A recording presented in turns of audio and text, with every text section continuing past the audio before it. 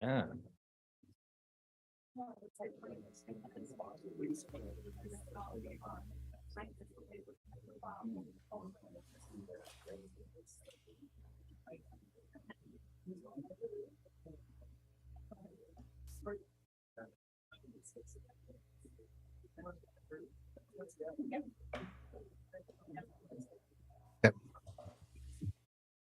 Good morning. I will call to order the May 9th, 2023 meeting of the Santa Barbara County Board of Supervisors. Madam Clerk, please call the roll. Supervisor Nelson, Here. Supervisor Lavanino, Here. Supervisor Hartman, Here in Santa Barbara. Supervisor Capps. Here. And Chair Williams. Here. This time, please stand and join the board in pledging allegiance to the flag. Ready, begin. I pledge allegiance to the flag of the United States of America and to the republic for which it stands, one nation, under God, indivisible, with liberty and justice for all. The next item of business is the approval of the minutes from the April 18th, 19th, and 21st budget workshops and the May 2nd meeting. Is there a motion on the minutes? So moved. Second. Hartman Roll call, seconds. please. Roll call. Supervisor Nelson. Aye. Supervisor Lavanino. Supervisor Hartman. Aye. Supervisor Capps. Aye. Chair Williams. Aye. Motion passes unanimously. The next item of business is the CEO's report. Good morning, Chair Williams and board members. I do have a quick report, and that's just to inform the public of our Hope Village groundbreaking. The official groundbreaking of Hope Village will take place just outside these chambers in Santa Maria at noon today. Hope Village is an interim supportive housing community with a goal of getting individuals off the street in the Santa Maria Valley. It will provide beds for transitional age youth, recuperative care, and homeless individuals and couples. The county is in partnership with Dignity Moves, Good Samaritan Shelter, Fighting Back Santa Maria Valley, and Marion Regional Medical Center on the project. So look forward to this afternoon and the groundbreaking for Hope Village. Thank you. Madam Clerk, are there any announcements or changes to our agenda today? Chair Williams and members of the board, I do have a few quick announcements this morning. We posted an addendum on Friday, May 5th, amending today's closed session agenda. The closed session agenda was amended to add a closed session item under conference with labor negotiators, subdivision A of Government Code section 54957.6, employee organizations. Santa Barbara County Sheriff Association, agency designated representatives, CEO Mona Miyasato, and HR Director Maria Elena de Guevara. This amendment was posted online and made available to the board and the public. For the Board of Supervisors methods of public participation and to provide public comment on general public comment or an item on the board's agenda, please see page 2 of the agenda. Individuals that would like to provide verbal public comment virtually may do so via Zoom by registering in advance via the link available on page 2. If you have any questions, please contact the clerk of the board's office at 805-568-2240. That concludes my announcements for today. Would any board members like to pull any items from the administrative agenda? I'd like to pull A4 for roll call vote. That's right. And I do have A18 pulled from the public, but that's a resolution, so we'll take that up in any case. Can I get a motion for the balance of the A agenda? I'll make a motion for the approval of the administrative agenda with the exception of A4. There's a motion and a second. Roll call, please. Supervisor Nelson. Aye. Supervisor Lavanino. Supervisor Hartman. Aye. Supervisor Capps. Aye. And Chair Williams. Aye. Motion passes unanimously. And then let's take up A4. Chair Williams and members of the board, administrative item number 4 is from the Human Resources Department. It is to consider recommendations regarding an amendment to the ordinance setting compensation and benefits for members of the Santa Barbara County Board of Supervisors. Is there item A4? There's a motion by a second. I'll second. Second by Capps. Roll call, please.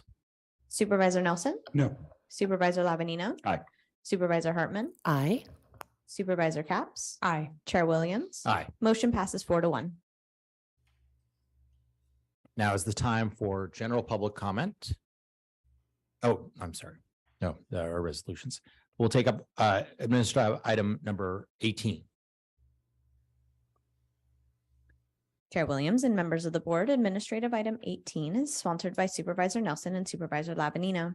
Is to adopt a resolution of commendation honoring K-9 Domus upon his retirement from the Agriculture, Weights and Measures Department after over 7 years of faithful and distinguished service to the citizens of Santa Barbara County. Joining us here in person, we have K-9 Domus and Christine Tyler. If you will please make your way to the podium, I will read the resolution into the record. Whereas Agriculture Detector K-9 Domus with Agriculture Weights and Measures Department will retire after 7.5 years of dedicated service to the County of Santa Barbara, effective May 3rd, 2023. And whereas K-9 Domus was partnered with Christine Tyler, Santa Barbara County's agriculture biologist, on August 11, 2015, and graduated from K-9 training at the National Detector Dog Training Center in Newman, Georgia in September 2015.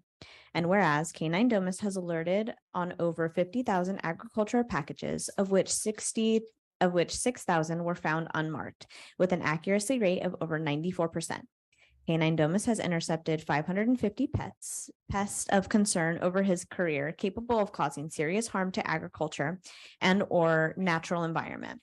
And whereas K-9 Domus has participated in numerous outreach presentations, including the Santa Barbara County Fair, the Santa Barbara County Humane Society, Santa Barbara Animal Services, Allen Hancock Community College. And whereas K-9 Domus's only reward for his hard work is an endless supply of dog treats, tennis balls, squeaky toys, and belly rubs. Now therefore be it hereby ordered and resolved that this Board of Supervisors do hereby extend to K-9 Domus Agricultural Detector Dog our sincere and grateful appreciation to his dedication and service to the County of Santa Barbara and to the state of California, passed and adopted today.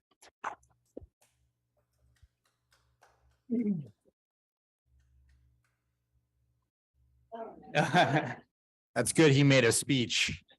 We're Chair, if I may, Jose Chang with the Santa Barbara County Agricultural Commissioner's Office, members of the board, CEO Miyasato, County Council, county staff, members of the public.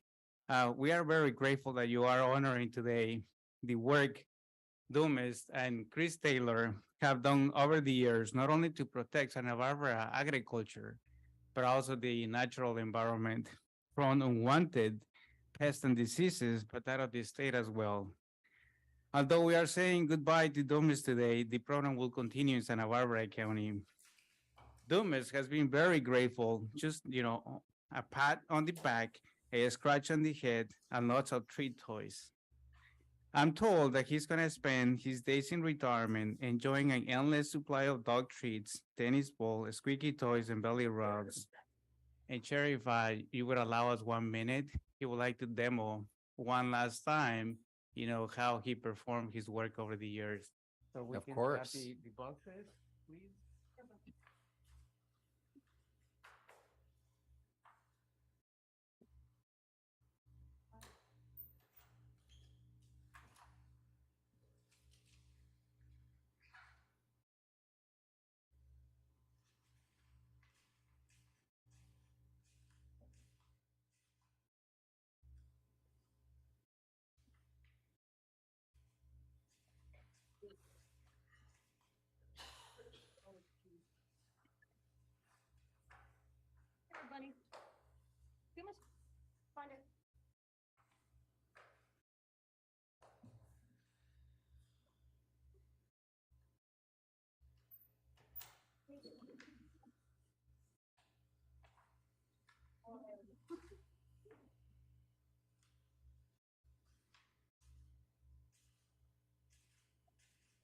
Thank you, Father.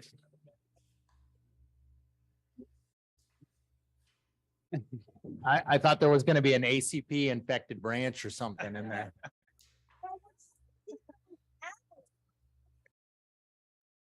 Thank you, Chair. Thank you.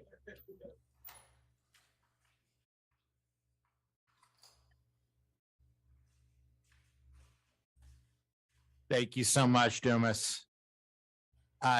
Let's go to item number 19. Oh, public comment. We do have public comment on item 18. Chair Williams and members of the board, we have Kevin Morale, which would like to make a public comment for this item. Good morning, Mr. Chair. I'm Kevin Merrill. Today I'm representing the Santa Barbara County Farm Bureau, as well as the State Farm Bureau. And we want to reiterate our support for the ag commissioners as staff, and of course Dumas, and the new Dumas is coming. I don't know her name, Betry, I think. Birdie's on her way. Anyway, it's really important with the worldwide economy. We get all these pests coming in here, and without their help, we could lose agriculture here, not only in Santa Barbara County, but the state. So we thank you for your support for funding it. And again, look forward to working with the Ag Commissioner and his staff. They do a great job at keeping agriculture #1 here in the county. So thank you all very much. Thank you, guys.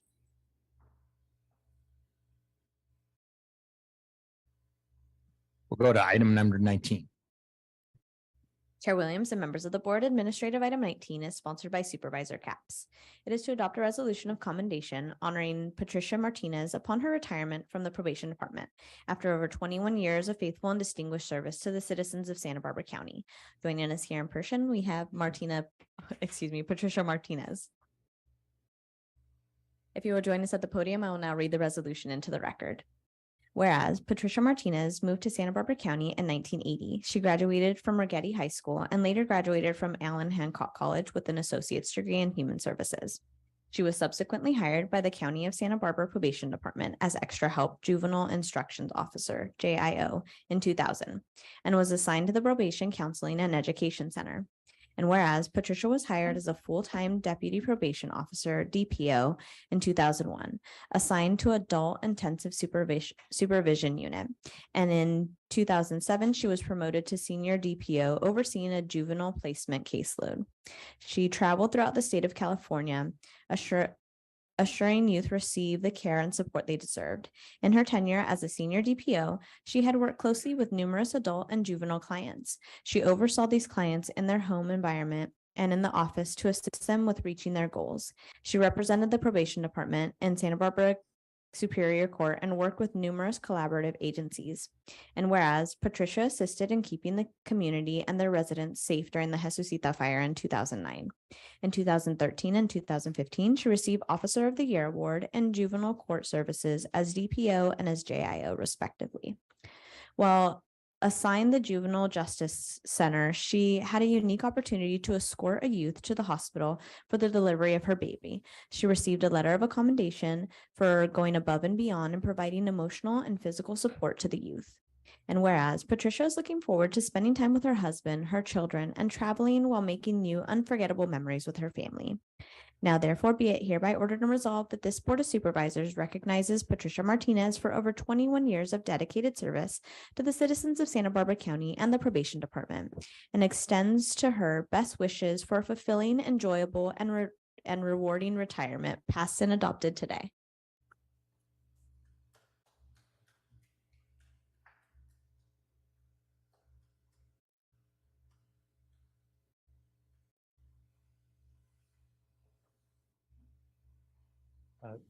Thank you, Supervisor Capps and members of the board. I'm Sam Leach. I'm the Deputy Chief Probation Officer over the Facilities Division. And we really appreciate your time in acknowledging Patricia and her efforts. It's really hard to compete with belly rubs and squeaky toys.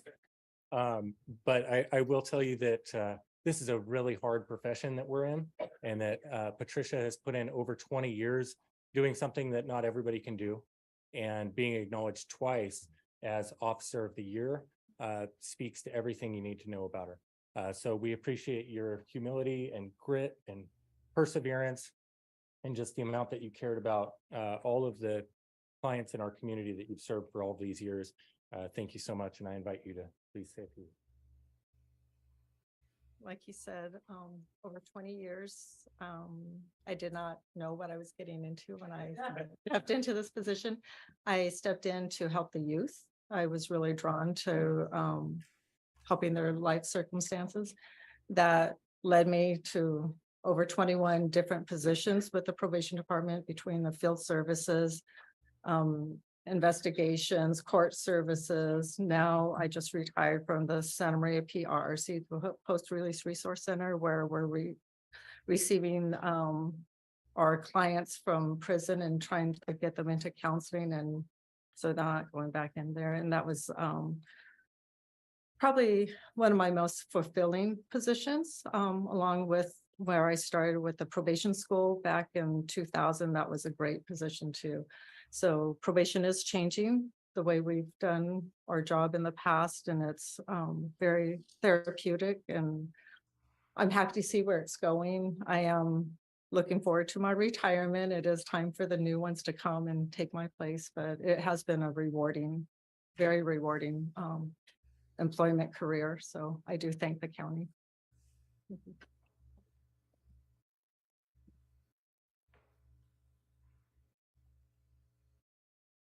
Thank you for service.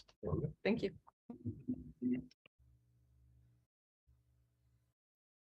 Item 20. Chair Williams and members of the board, administrative item 20 is sponsored by Supervisor Lavanino. It is to adopt a resolution of commendation honoring Paul Zealous upon his retirement from the District Attorney's Office after over 30 years of faithful and distinguished service to the citizens of Santa Barbara County. Joining us here in person, we have District Attorney John Savernock, Chief Investigator Tina Perkins, and Paul Zealous. If you will make your way to the podium, I'll read the resolution into the record. Whereas Paul Zealous retired from county service on March 31st, 2023, having faithfully served the citizens of Santa Barbara County for 30 years. And whereas Paul began his career in 1993 with the Santa Barbara County Marshal's Office and became a sheriff's deputy in 1996 when the Marshal's Office consolidated with the Sheriff's Office. Paul remained with the Sheriff's Office until he was hired by the District Attorney's Office in 2016 as an investigator. And whereas Paul has worked in the courts and civil units as a deputy marshal. As a sheriff's deputy, he was assigned to patrol and later promoted to detective, where he spent 15 years investigating thousands of crimes against people and property crimes, including homicide, attempted homicide, robbery, kidnapping, child molestation, assault, domestic violence, burglary, narcotic, and drug violations.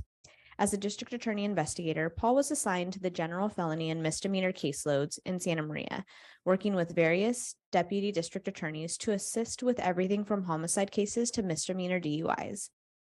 And whereas throughout his career, Paul provided the employees of the district attorney's office with positive leadership and served as a positive representative of the district attorney's office and the law enforcement profession as a whole. Paul was a recipient of the H. Thomas Gary Award in 2000 for conflict resolution, as well as the Santa Maria Elks Award for outstanding service in 1994 and in 2021. Paul was also awarded Investigator of the Year by the District Attorney's Office in 2017 and 2022. And whereas Paul served the citizens of Santa Barbara County with extraordinary professionalism and sensitive law enforcement service while dedicating his life to the pursuit of justice, and Paul's knowledge, skills, and experience contributed greatly to the overall professionalism and the goals of the Santa Barbara County District Attorney's Office and the county. Now, therefore, be it hereby ordered and resolved that this Board of Supervisors commends District Attorney Investigator Paul Zealous for his faithful and distinguished service to the citizens of Santa Barbara County and congratulates him upon his retirement and wishes him and his family many years of good health and happiness, passed and adopted today.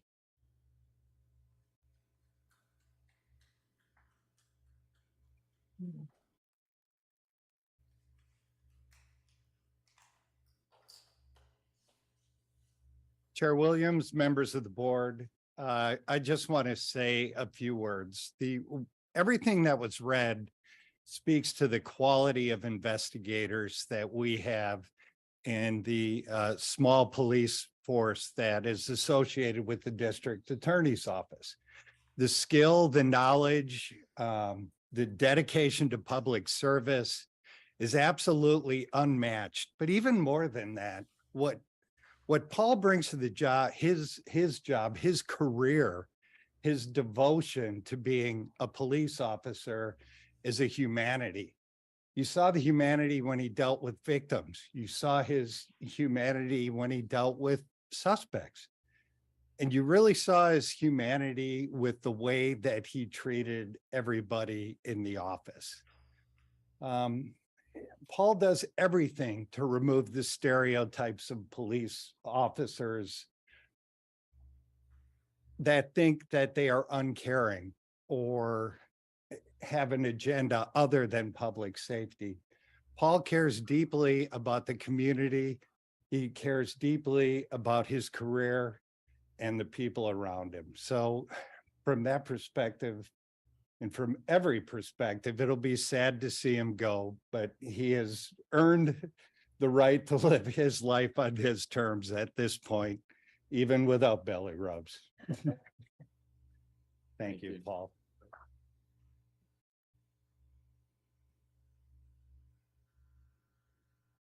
Thank you. Good morning. I feel a tremendous pride in being able to help countless citizens of this community and helping keep Santa Barbara County safe.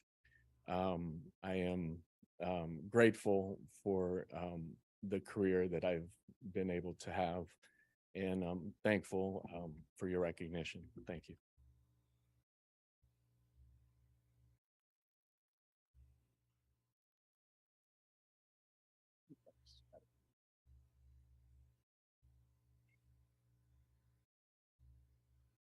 Go to item 21. Chair Williams and members of the board, administrative item 21 is sponsored by Supervisor Labanino. It is to adopt a resolution of commendation honoring Dolly Motley upon her retirement from the Department of Child Services after over 33 years of faithful and distinguished service to the citizens of Santa Barbara County. Receiving this recognition here in person is Dolly Motley and a few members of her fan club. So if you'll make your way to the podium, I will now read the resolution into the record. Whereas Dolly Motley's passion and pride in serving the community has been evident in her 33 years of service with the county as she progressed from clerk typist 2 to a child support officer 2 with the Department of Child Support Services.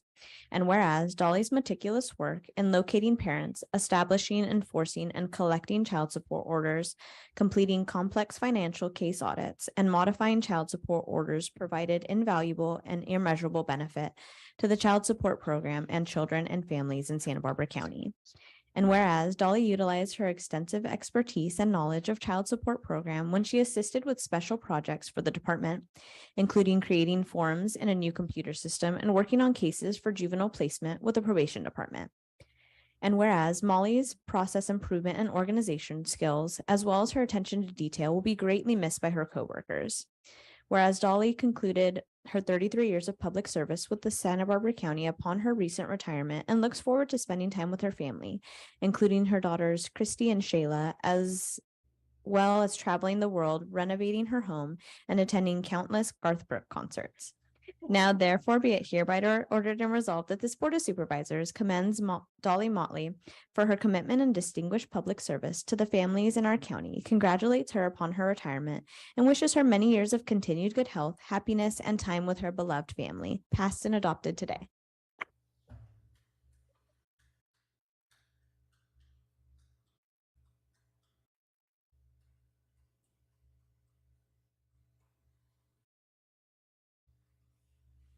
Chair Williams and members of the board, I am Meta Richardson, Assistant Director of the Department of Child Support Services, and I am proud to be here today with Jennifer Diaz, Child Support Supervisor, to recognize Dolly Motley upon her retirement from the county and from the department. When I began with the Department of Child Support Services, I quickly learned that the role of a child support officer encompasses so much more than the name implies. A child support officer is a researcher, a process improver, a listener, a kind ear, an organizational expert, a negotiator, a mediator, an investigator, a collaborator, a skip tracer, a court witness, a financial and legal analyst, an interpreter, a prolific note taker, a diplomat, an independent thinker. I could go on and on. I would like to thank Dolly for performing all of these roles in an exemplary manner. In a recent customer service survey, Dolly received 5-star ratings in every category. On behalf of the Department of Child Support Services, I would like to thank Dolly for her 33 years of service to the department and wish her best wishes upon her retirement. Jennifer Diaz, Child Support Supervisor, would like to say a few words as well. Let me try. Thank you, Meta and Chair Williams and members of the board. I cannot be prouder today to be here to honor Dolly Motley. When I started with the department 18 years ago, I immediately noticed Dolly as she stood out from other child support officers. I looked to her many times for guidance as she was meticulous in the tasks that she completed. She takes much pride in the work she did, and it showed that she was dedicated to the families of Santa Barbara County. As a young caseworker, I learned the art of negotiations from her with our participants. At the time, she was managing the juvenile placement reimbursement caseload and dealing with family members already in a difficult situation. Believe it or not everybody wants to cooperate with our department. And so she was always able to negotiate with them and get them in a place where they can pay back the support that is owed. And I learned so much from her during that time. While she works on various projects, she always had an eagle eye and attention to detail to notice things that other people may have missed. She always wanted to make sure the best processes were in place. And she was a subject matter expert for the department, and it inspired me to be more like her. She always pushed me to do better. As a supervisor, she always also reminded me that our caseloads were all unique and not to look at just the individual, but to look at the individual, just not the big picture. She'd always remind me that people that just like apples and oranges are fruits, so are our caseloads, that they're all unique and we can't look at them as the same. Sitting so close to Dolly, I became not only a coworker, but a friend. I will miss taking our breaks, walking through the mall, hitting our mini Pokestops, and watching our friendship grow. I'm overjoyed that Dolly can now start a new chapter in her life and spend valuable time with her family. Congratulations, Dolly, on your retirement.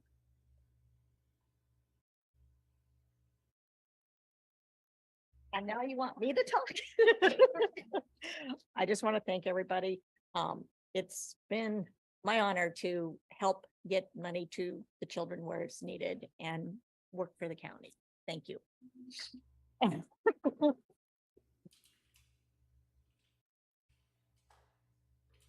I will have belly rubs because I have a 25-pound cat.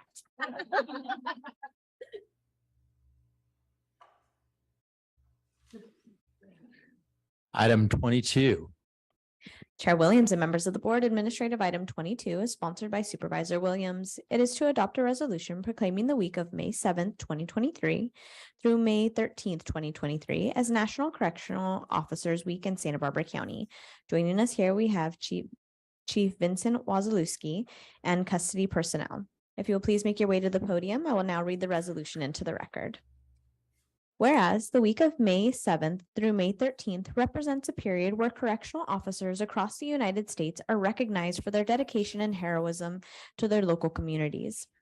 Whereas the Santa Barbara County Sheriff's Office Custody Branch, consisting of South County Main Jail Operations, Northern Branch Jail Operations, Research Bureaus, Health Services Bureau, Transportation Bureau, Inmate Program Bureau, and Special Operations Resource Team are highly regarded professionals working in conjunction with other local criminal justice and public safety entities. And whereas 50 years ago, the Sheriff's Office and this board recognized the need to create a Sheriff's Correction Officer rank structure that would best serve the duties of the correction officer specifically trained in unique needs of detention facilities responsible for housing, security, and transportation of all inmates incarcerated in Santa Barbara County who are awaiting trial, serving their sentence in their county jails, or awaiting their transfer to state prison. And whereas this year marks the 4th National Correctional Officers Week during the COVID-19 pandemic in the United States. Correction officers reporting for duty in a 24/7 facility facing the demands of an ever-increasing overcrowded jail system and the additional needs brought on by a nationwide public health safety, all while maintaining order, security, and preserving the care, custody, and dignity of those individuals charged with their care.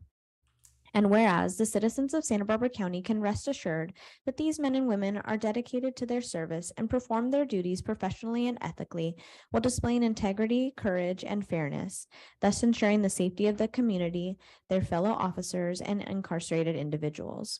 Now therefore be it hereby ordered and resolved that this Board of Supervisors recognizes the week of May 7th through the 13th, 2023 as National Correctional Officers Week, and takes this opportunity to thank the men and women of the Santa Barbara Sheriff's Office who have chosen the field of corrections as their service to our community, passed and adopted today.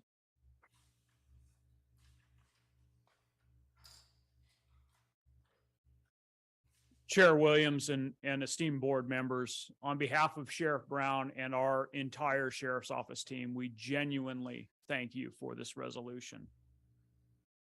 Bringing attention to and recognizing the contributions of our corrections professionals in keeping our local communities safe and secure, and helping to make Santa Barbara County a great place to live and work.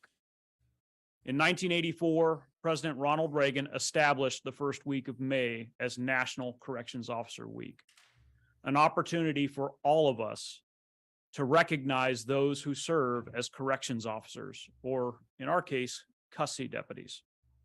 Men and women who day in and day out exemplify professionalism, integrity, and strength, and who do so within a difficult and sometimes dangerous work environment. It goes without saying, but our custody deputies walk the toughest beat in our county each and every day. They do so generally behind the scenes, unseen by community members, and oftentimes underappreciated for the vital role they serve in keeping our community safe by maintaining the security of our jails. All the while ensuring that persons in our custody are provided with humane, constitutional care, that they are afforded opportunities for self-improvement, and are connected with services and support that can assist them in breaking the cycle of incarceration. Sheriff Brown and I are incredibly proud of our custody team, individually and collectively. Our custody deputies are truly an integral component of our community's overall public safety team, and we thank your board for recognizing their contributions through this resolution. Unfortunately, we have a very small representation here with us because those jails just can't shut down to bring everybody here. We would if we could. But again, we really thank you for taking this opportunity, and we'll make sure that we distribute this and make sure that each one of our custody deputies see the recognition that they're being provided. So thank you very much.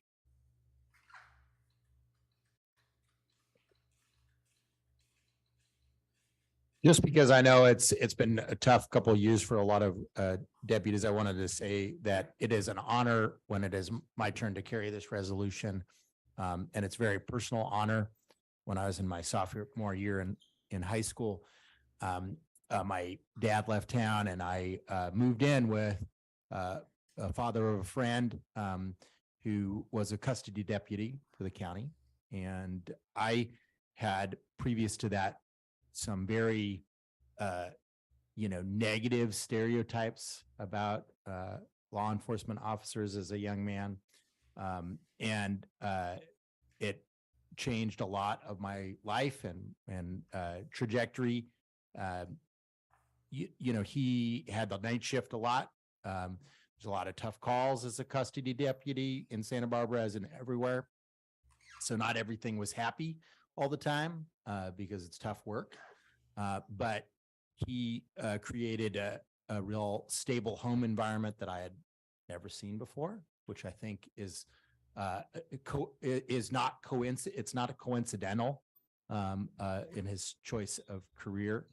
There was always food in the refrigerator, which I had never encountered before in my life, which as a teenager is kind of a big deal. And I think what is most powerful is after retirement, he came back to be a voluntary minister to some of your clients. It says something even when it's a tough environment, when you get to go away and you're no longer paid, but then you come back and do it for free, right? I just, for Mike Stevenson and for all of you, I just really respect the job that you do. Item number 23. Chair Williams and members of the board, administrative item 23 is sponsored by Supervisor Lavanino.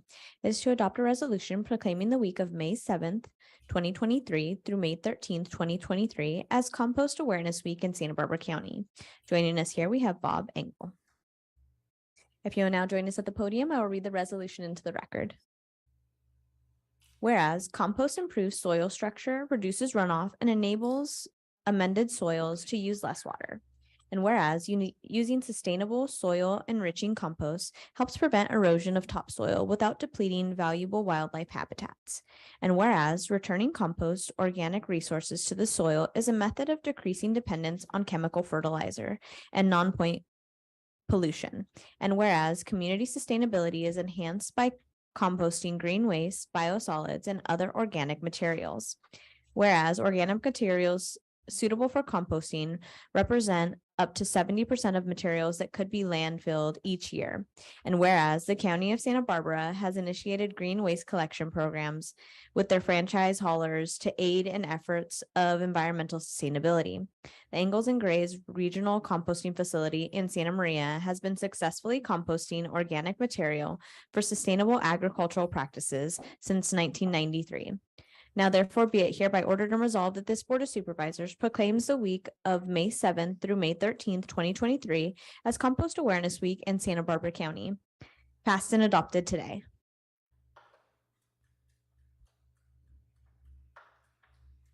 Chair Williams and fellow supervisors, thank you very much for recognizing International Compost Awareness Week. Brought along Dustin Baumgartner, our Chief Operations Manager, we're celebrating on behalf of the USCC, United States Composting Council. It's truly international and has picked up speed. I think I've been doing this on and off for 20 years in front of you. We're celebrating our 30th year of composting here. We started in 93 and so I feel I should retire, you know.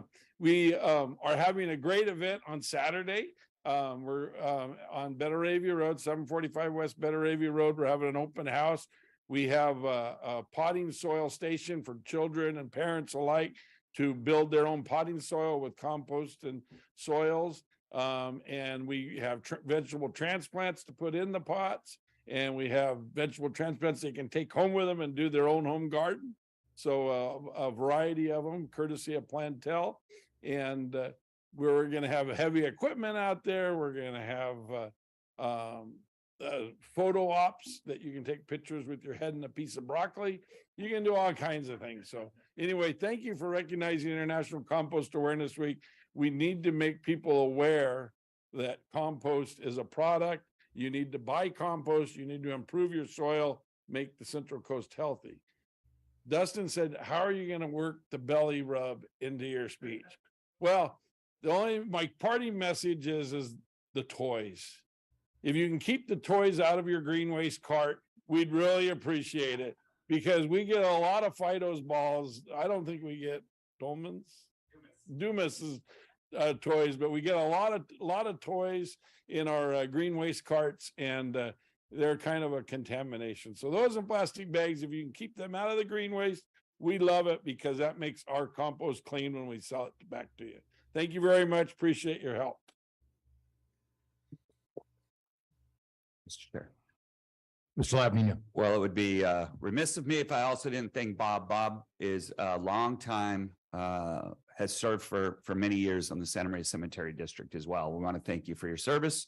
And talking about putting two things together, I'm not sure cemetery district and composting probably should be handled by the same person, but you know, we'll deal with that later.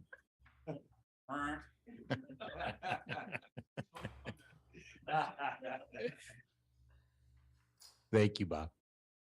Now is the time for members of the public to speak on items that are not on the agenda. Madam Clerk, is there any requests to speak on general public comment? Chair Williams and members of the board, we have 3 requests to speak.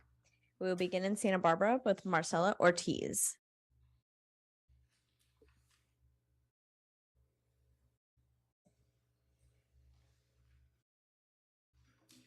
Ms. Ortiz?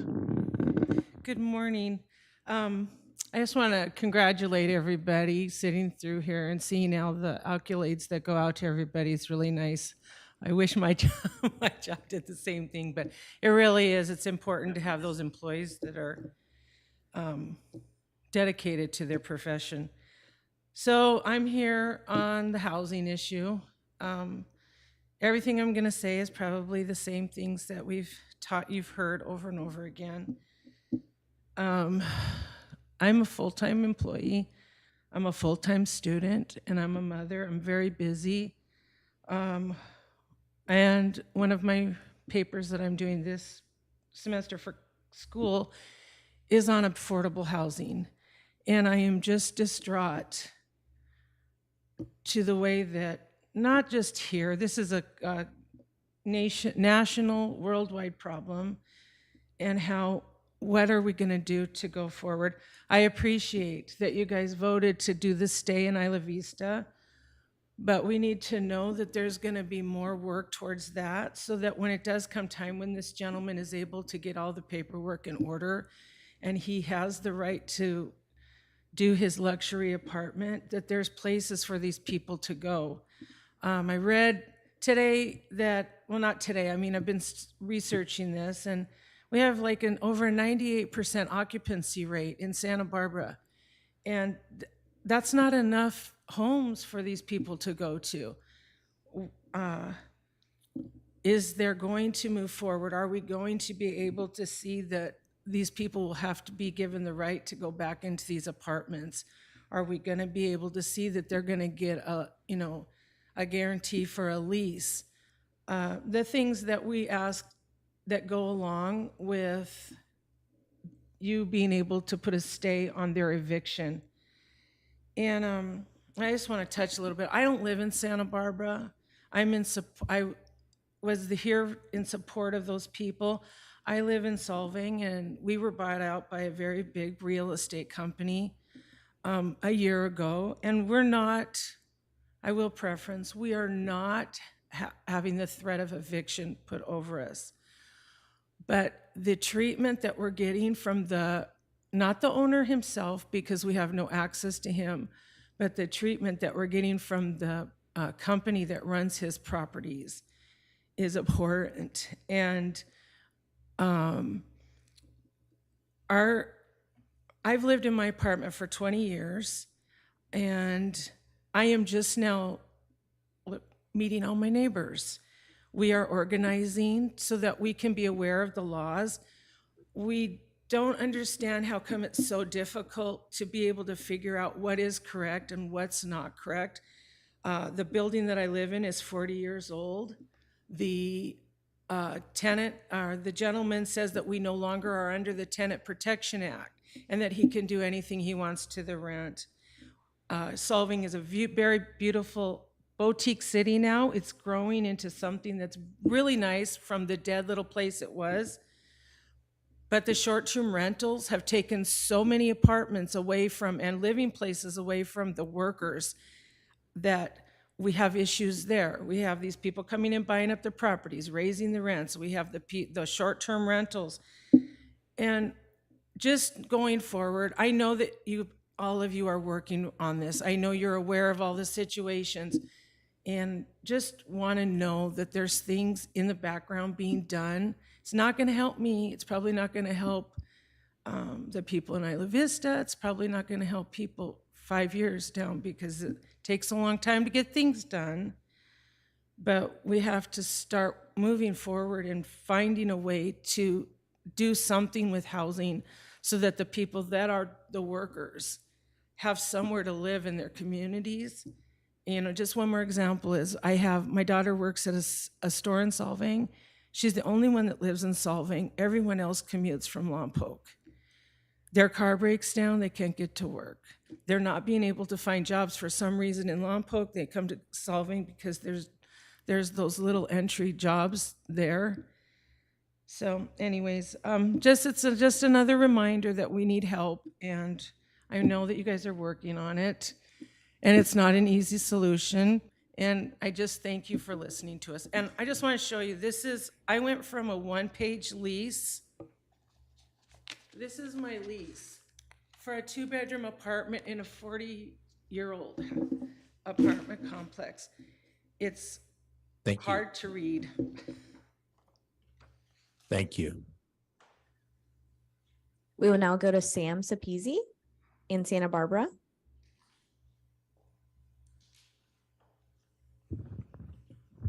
Hi again. I am also here again to talk about the housing issue. So once again, we as a county need more ways to keep people in their homes if a landlord decides there's a reason to renovate, especially when it's only deemed necessary after things like a $92 million sale. For Core Spaces, our new owners, by remodel, they mean roof repairs and window replacements for 4 separate buildings, at least according to their COO, Chris Richards. They could easily accommodate residents. If landlords want to renovate their buildings, they should give us temporary housing and a right to be invited back into our homes at the same rent with a 1-year lease. There's a reason California voters fought so hard for rent caps. Additionally, we need a renovation moratorium until the vacancy levels rise in the county, as previously stated. As for anyone else that received one of the many CBC in the Sweeps Core Spaces harassment letters from Lacey Taylor, you should report her to the bar also. You don't just get to lie to poor people to suit your narrative, Lacey. Thank you for hearing our voices, though, and acting to support Santa Barbara County renters, supervisors, and we're really happy that you're willing to work with us. Thank you. We will now move to Zoom with Lee Heller. Good morning, Chair Williams and members of the board. I want to begin by wishing Supervisor Capps a happy birthday. And Happy also, birthday. oh, okay, yep, take a moment to celebrate that. And of course, to celebrate Compost Week as a composter. And I wanted to say something about another housing issue.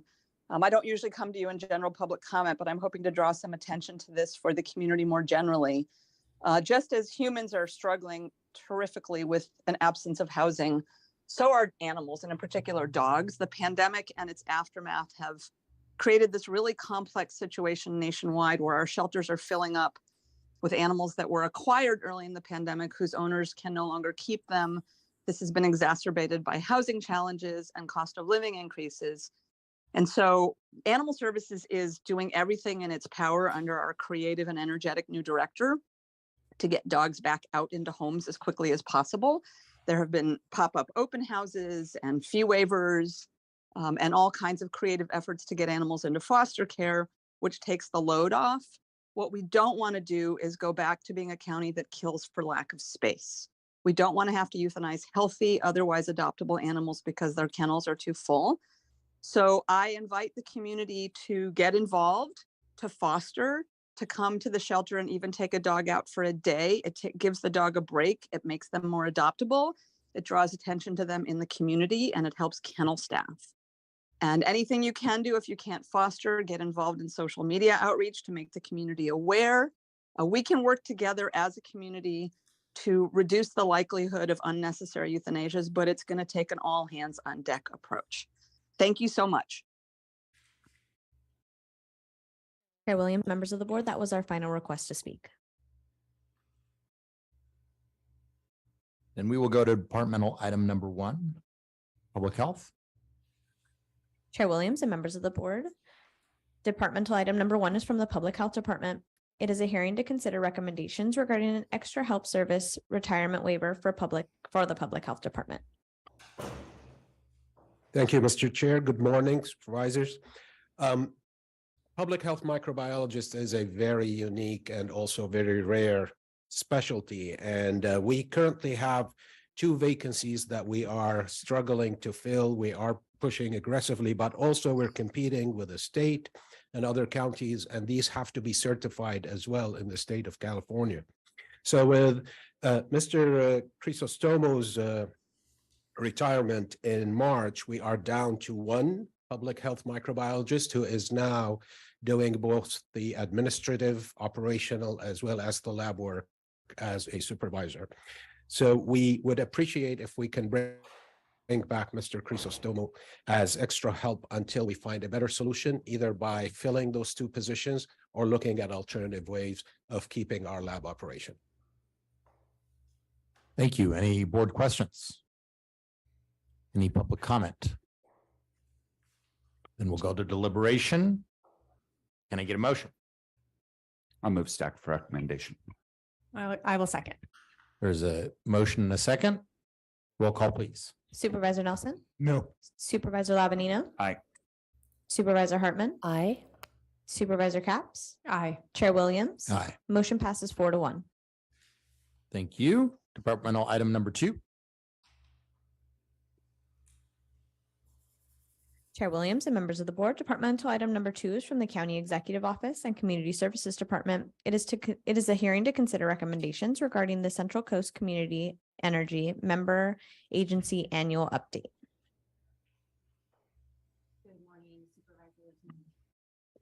Ms. Watkins, let's make sure your mic's on. Great, thank you. Good morning, Chair Williams, members of the board. The County of Santa Barbara joined Central Coast Community Energy in 2019 as a strategy to help meet our greenhouse gas emission reduction goals. Subsequently, they've been providing electricity to the majority of our region, and we've been able to benefit from the variety of programs that they offer to help move us towards electrification. Today, Judy Young, who is a senior account executive with Central Coast Community Energy, is going to provide an annual update. Hello, thank you, and happy birthday, Supervisor Capps. No belly rubs from me today, sorry. My name is Judy Young, and I am, as Ashley said, Senior Customer Accounts Manager with a focus on our member agencies. It is my honor to be here today to highlight Central Coast Community Energy's recent accomplishments, as well as our plans for 2023 and beyond. I will start with a brief introduction to community choice aggregation for anyone who is new to how the CCA model works and how it differs from the investor-owned utility model. And then I will highlight Central Coast Community Energy's history and role in your community.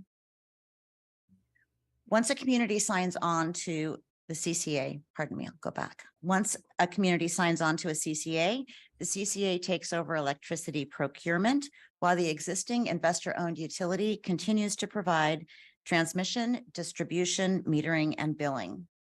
CCAs are public agencies and return revenue to their communities in the form of programs, incentives, rebates, and can also assist with local job creation and renewable energy development. Our agency has seen tremendous expansion since we formed in 2017. We expanded from Monterey Bay to the entire Central Coast, and my notes say your community joined in 2021, but Ashley said 2019, and I'll defer to her. We joined in 2019. I think you started service in Enrollment. 2021. Got it. Enrollment was in 2021. Thank you. Today, 3CE is made up of 34 member agencies throughout the 5 counties, serving nearly 450,000 customers and securing over $1 billion in renewable energy storage agreements, while returning $26 million in customer programs. Over 94% of utility customers in our communities are enrolled with 3CE. And in the year 2022 alone, we delivered over 5,000 gigawatt hours of electricity throughout our region. Also, in the last year and a half, we enrolled the community of Buellton, completed enrollment of unincorporated regions of Santa Barbara County, and welcomed the city of Atascadero as our newest community. There's a lot of news to report, and I'd like to focus it on the 4 major benefits we promised to our communities when we formed in 2017. So let's start with local control. Community choice aggregation allows local government to have greater control over the type and cost of energy supplied to their communities to ensure energy sources and rates reflect the community's values and goals. With 3CE, decisions about where your power comes from and how you are charged for it are made by local elected officials. We are making progress on climate goals together as a region, and we are far ahead of both state and federal targets to decarbonize our energy supply. Here in the County of Santa Barbara, you are represented by Supervisor Das Williams and County Executive Officer Mona Miyasato on our boards. So next I'll talk about rates. In March of 2022, we decoupled our rates from PG&Es for our PG&E customers and established our own rate setting procedures based on cost of service, resulting in about 18% savings for residential customers.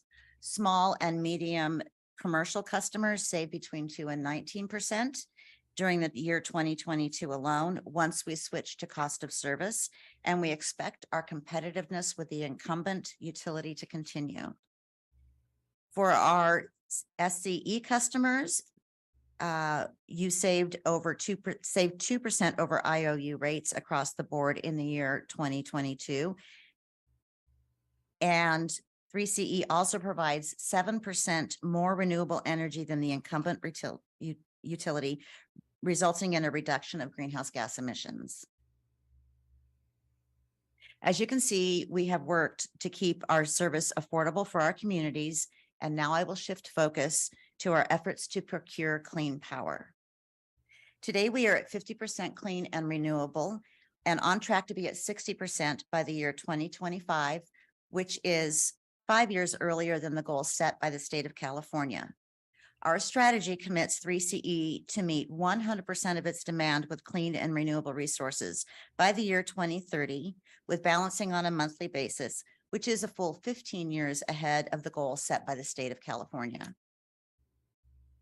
3CE is also pursuing offshore wind generation, an emerging technology in California, and the auction for leases in federal waters off the Central Coast in December of 2022 was an important step in bringing these resources online. In order to achieve these goals, 3CE's procurement team has prioritized long-term contracts that bring new clean resources online as quickly as possible. To date, 3CE has executed 19 long-term power purchase agreements and energy storage agreements. 5 of these projects came online in 2022 and add up to nearly 285 megawatt of generation and energy storage combined, or about 22% of our annual load. Meeting greenhouse gas emission reduction goals is also about electrification. As individuals, the biggest impact that we can make to cut greenhouse gas emissions and improve air quality is to replace fossil fuel vehicles and gas appliances in our homes. As 3CE works to clean the grid, electric cars and appliances will be emissions-free in their operation, and the electricity that powers them will be 100% clean and renewable. The final 3CE commitment I am reporting on today, is a continued investment in your community and all of the communities in our service area.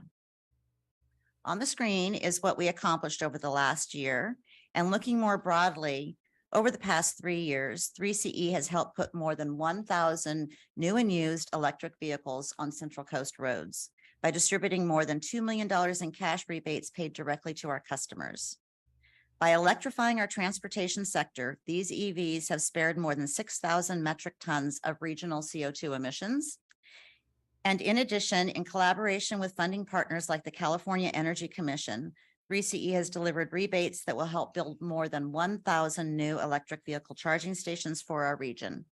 We've also paid to make more than 2,000 new affordable housing units all electric, and that support continues.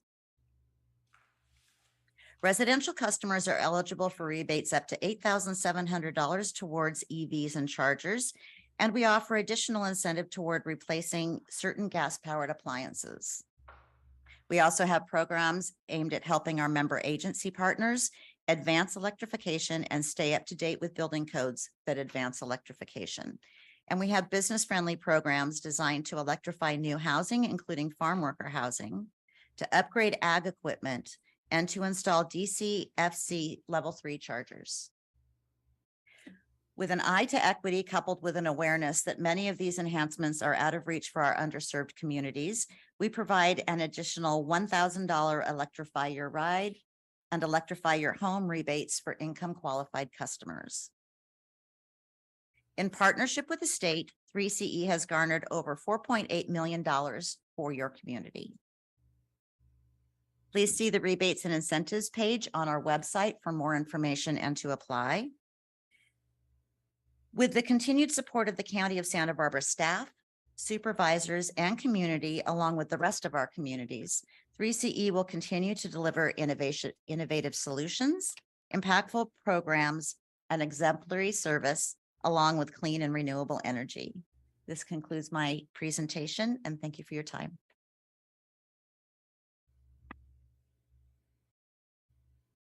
Questions from the board? Supervisor Capps. Thank you so much. I'm such a fan. I have been for a long time since I was a volunteer with CEC, Community Environmental Council. I just was hoping you could start off with a super basic question that I get asked sometimes. And you did a good job explaining a complicated program with a complicated name. Are people automatically opted in, sign up? Can you just walk through that process? Because again, it's a question that I've gotten from some friends who are curious about this. Sure, absolutely. So when an agency such as the County of Santa Barbara unincorporated,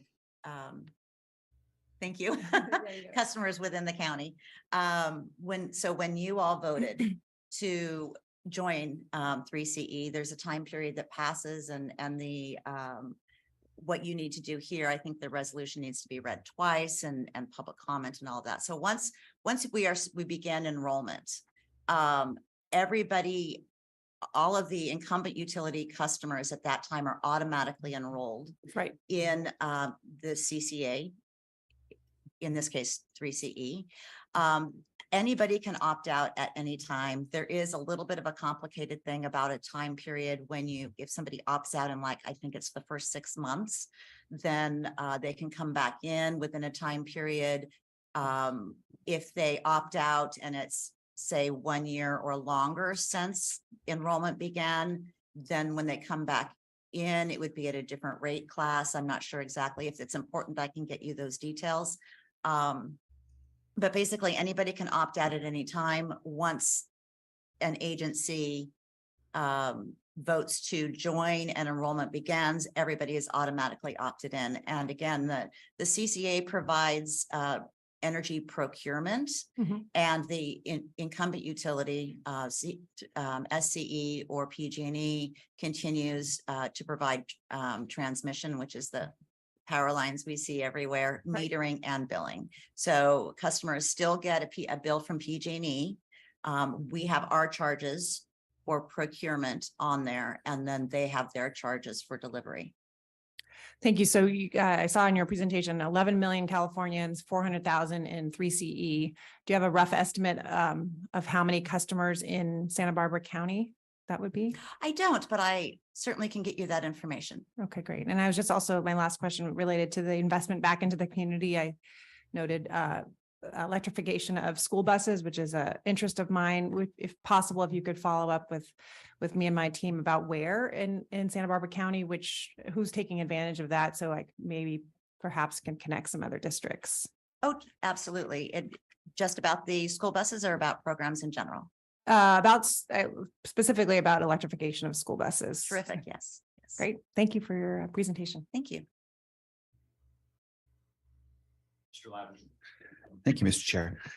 Thank you for the presentation. I do want to also thank CEO Miyasato and Supervisor Williams. This is a heavy lift. Those meetings I know are long, and so we appreciate you guys being the ones out front on this.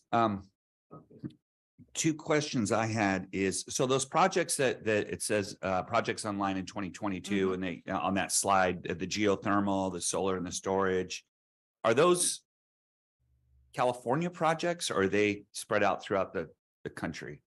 No, West Coast entirely. As far as I know, they're all in California. Well, let's see. If we actually go to this slide here. Okay. Yeah, you can see the California ones there. We have a couple in Nevada. Okay. And one in Arizona as well. But most of the projects are in California. And if you can also see the last line for each project will tell you whether it's online or under yet development. or under development. Awesome. Okay, good. So question then is, so what I'm worried about is, as other states start to adopt lower GHG thresholds and those types of things, we're all going to be chasing this same green energy, which I would guess would probably drive the price up. Now that I'm comfortable that our energy sources are in the state of California, is there any, has there been any talk from legislators or anything about, okay, California energy for Californians, as far as I don't want to see our energy getting shipped out to, Colorado or somewhere else that might not be making these investments? Or is it just kind of a wide open, wild, wild west? So I don't think I'm the best person to answer that question. However, California is as you know, kind of leading the charge. And we certainly have enough demand in the state to keep our power here, I would imagine. There's also California Energy Grid and the regulators. Again, I'm not the right person to speak to this, but there's regulations about how the grid is managed. Right. And I do know that there are somewhere between 50 and 100 issues at the state right now, bills being considered concerning how our power is handled. So there's a lot of policy being written right now. And I could just add, I'm not aware of any bill currently that would restrict a developer from, developing outside of the state or anything like that. Is that? Okay. Yeah. I'll just because I was one of the authors of the bill that preserved the bucket system. I can just speak to the fact that the framework for renewable development in California essentially prefers California development by having the bucket system where most of the things that qualify are essentially California renewable power. I think that the question out there is that's debated in the legislature and elsewhere is how much more interplay of resources from the east would flow into California. With the pluses and minuses of generally there's less, like if you look at that map, all except for maybe the geothermal project has project labor agreements on it. So there's substantial benefits to employees. It's good labor practices. The drawback of tapping into stuff out of state is there's not as solid of labor practices. The plus is that you have different hours of sunlight and different and the more sources of places where wind is going at a certain time creates more of a ability to load balance. And really the future isn't just about making more projects. It's really about how do you shift your load. Almost all the cost and almost all the pollution comes from stuff that's 4 to 9 p.m. Right. And so how do you get use off of that? And how do you get more renewables that'll be online at that time? I guess what I'm worried about is, let's say Texas all of a sudden adopts, and I don't know what their climate action plan is, but eventually everybody's going to get there. Right. And so you take a huge population with that might not have already this investment, and they come in and say, hey, I want to start buying your energy. What's our protection that, anyway, I guess that's something for down the road to worry about. And Supervisor Lavanina, through the chair, I think that's why 3CE and all these CCAs are powerful because they enter long-term contracts. Okay. And so developers will develop through RFPs, et cetera.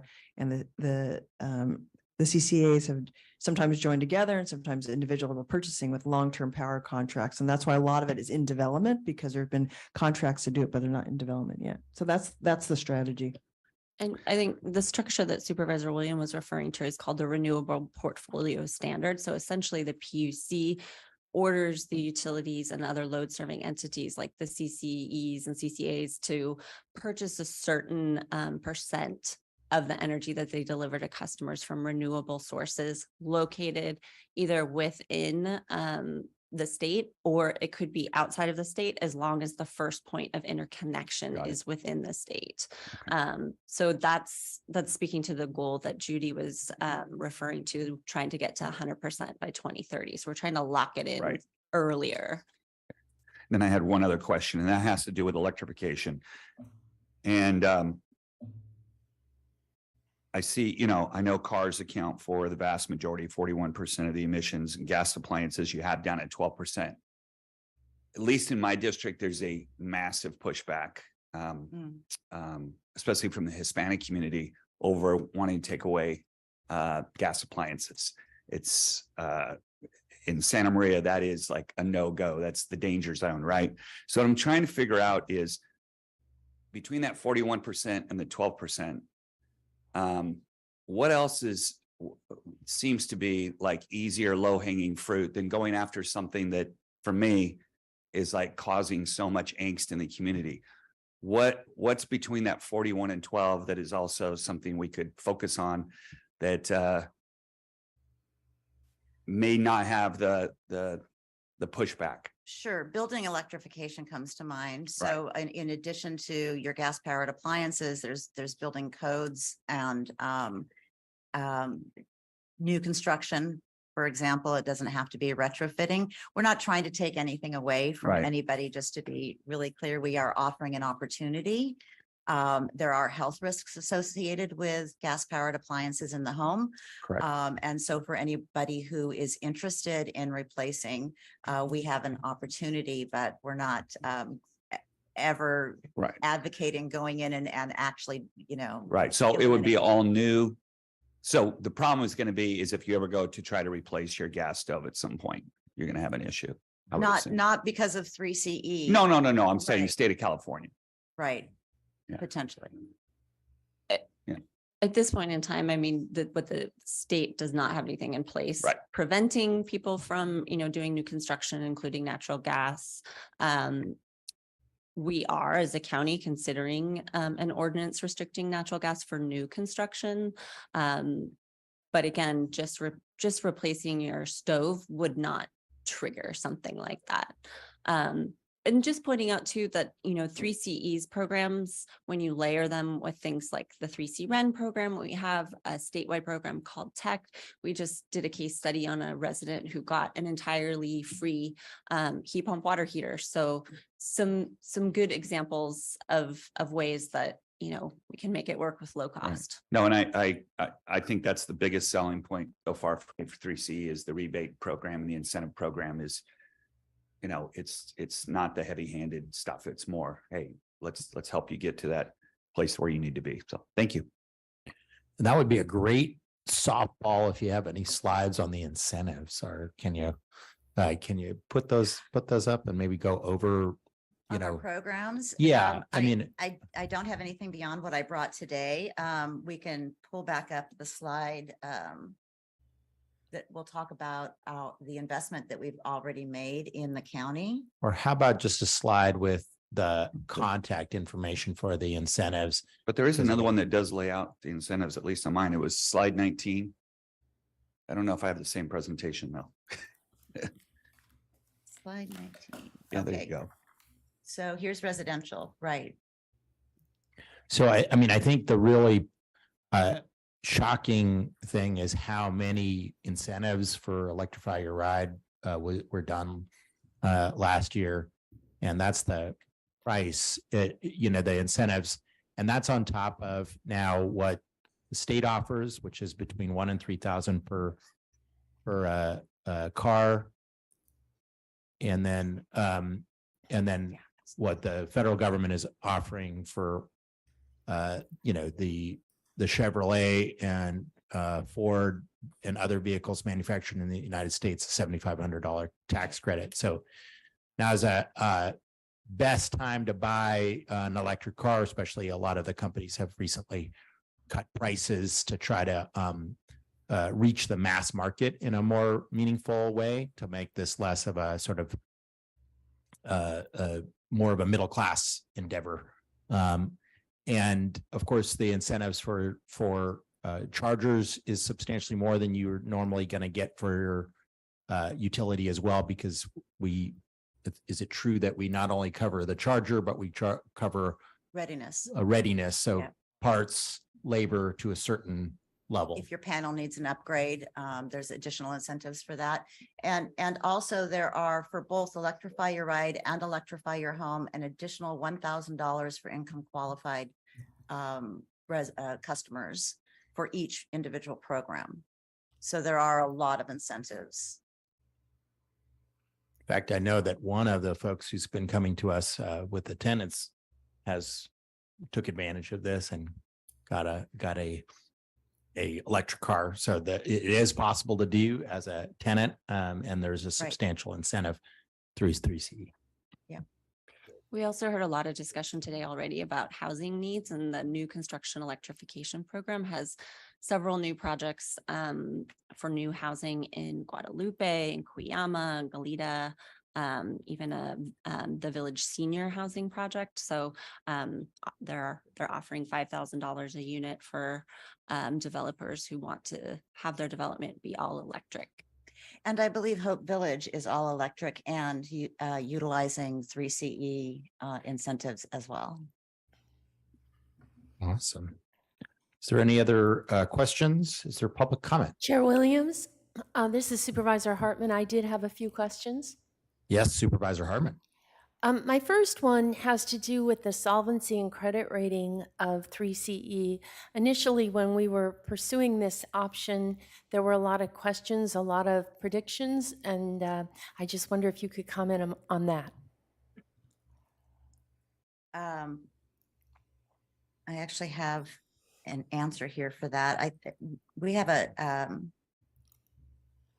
grade A, I believe, credit rating, which we were the first and perhaps the only CCA to have that credit rating. We are financially solid. We have, I think, $19 million in reserves at the moment. If you just give me a moment to find my notes, I can give you specific information. And then I'll just add a request Yeah. that because our climate action plan really outlines progress in a more meaningful way in terms of raw number of electric vehicles, it would be great just to sort of have a progress report, especially with Santa Barbara, but eventually with San Luis too, because they're just joining on number of EV incentives, just not the dollar amount, but the number of individual awards being done year by year, and then the cumulative, and of course, Ashley could probably provide the baseline from DMV records, which if we don't get those, SBCAG does, so we can do that. There's also a statewide website where you can track hybrid and EV car usage. Great, thank you.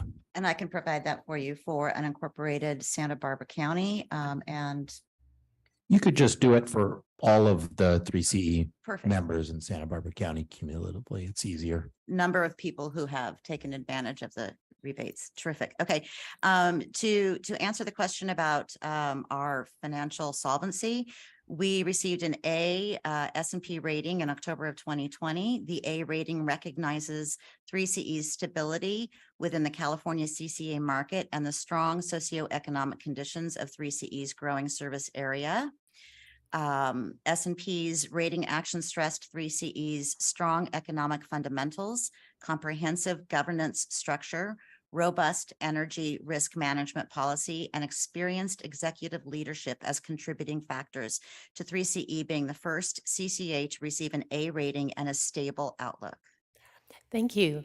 And I had two other questions. The first is, we have an organization, the North County Econ Alliance, that sponsored an energy forum featuring a speaker from the Stanford Dorr School of Sustainability. And the focus on building electrification was what a fast rate we need to convert to heat pumps for heating and cooling if the state of California is to meet its goals.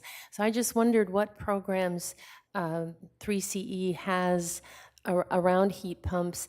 One of the biggest challenges is contractors and getting them up and able to install these. So could you talk about that a little bit? Absolutely. We do have an incentive. The slide is up for our residential customers for heat pump water heater replacement, similar to the gas stove replacement, and the incentive is the same. To address the workforce issue, I can say that our leadership recognizes the issue and is working on incentives, outreach, education to address the issue of qualified contractors to actually do the work.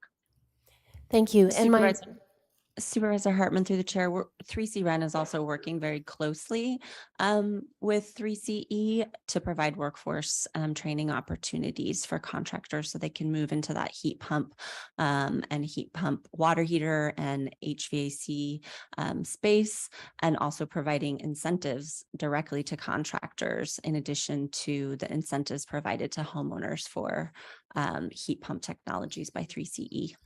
Good. Well, we all need an education in that, and soon. And just to clarify, our incentives for the HVAC and heat pump water heater are paid to the contractors. Yeah.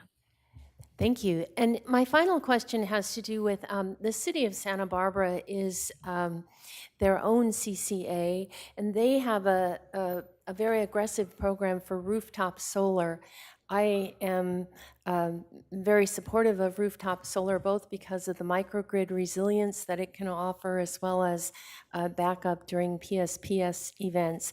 Could you talk a little bit about 3CE and what your perspective is on that? So we are an energy procurement agency. And we don't have incentives or programs, and I do not believe we have any outlook to provide rooftop solar or get into rooftop solar. So as an agency that is responsible for procurement for these 5 counties, we have a little bit of a different mission than City of Santa Barbara's at CCA. Well, it's not a CCA, but yeah, a CCA. Okay. Maybe I could also help Supervisor Hartman. The PUC has determined a lower rebate rate for solar going forward.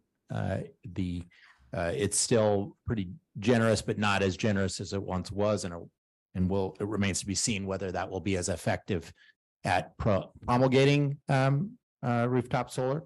The calculation that we have done on essentially how much we subsidize rooftop solar within the service territory is significant. And so we have maintained support, as I understand it, at higher than the PUC decision, but not at the old rate. That's my understanding.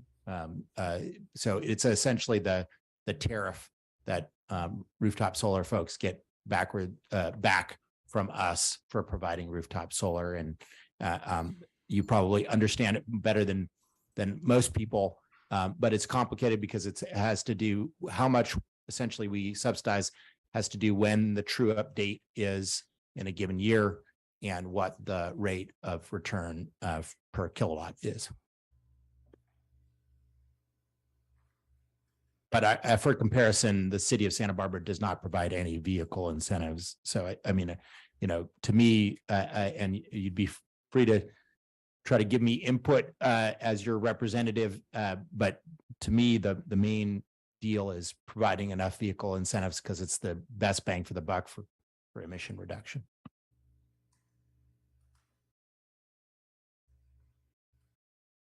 Questions or comments? Let's go to public comment. Chair Williams and members of the board, we have no request to speak for this item. Supervisor Supervisor Capps? Well, I can make a motion to receive this report. I believe that's the action. And I just want to add my thanks to Chair Williams for his energy, no pun intended, on this effort, as well as CEO Miyasato. I can tell how much time it takes and it's worthwhile. Thank you. So I move to file and receive. I believe that's the action. What's that? And CEQA, I'll second. of course. There's a motion and a second. Any further comment? Let's do a roll call. Oh, you, Supervisor Nelson, do you have comment? No. Okay. Roll call.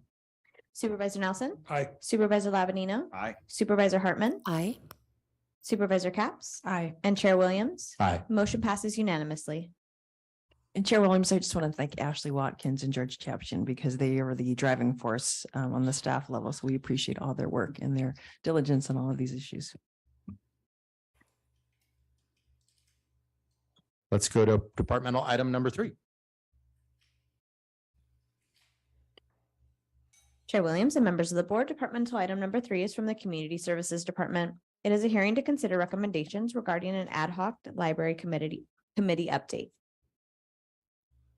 This is serendipity because, those library folks are good at spreading the words. Let's get them to spread the word about electric car incentives too. So True. Good morning, Chair Williams, members of the board. I'm pleased to be here to present the report on the ad hoc committee, library ad hoc committee work. I'm going to turn it over to Ashley Watkins and Carrie Koppel. Ashley volunteered to take over the duties of writer, as if saving the planet wasn't enough. She's taking on the libraries as well. And Carrie is with Legacy Works, and they help facilitate all the meetings. So I'm going to turn it over to them. I'll sit back there and answer any questions they may not be able to answer. Thank you, George. There are some connections between sustainability and libraries. Libraries have been a great resource for our DIY toolkits, so check them out if you haven't already. But today's item is to provide an update on the work of the Library Ad Hoc Committee, specifically the governance and funding options that were explored by the Ad Hoc Committee and their recommendations. Let's see. Oh, did we not get that? It's not under a member agency.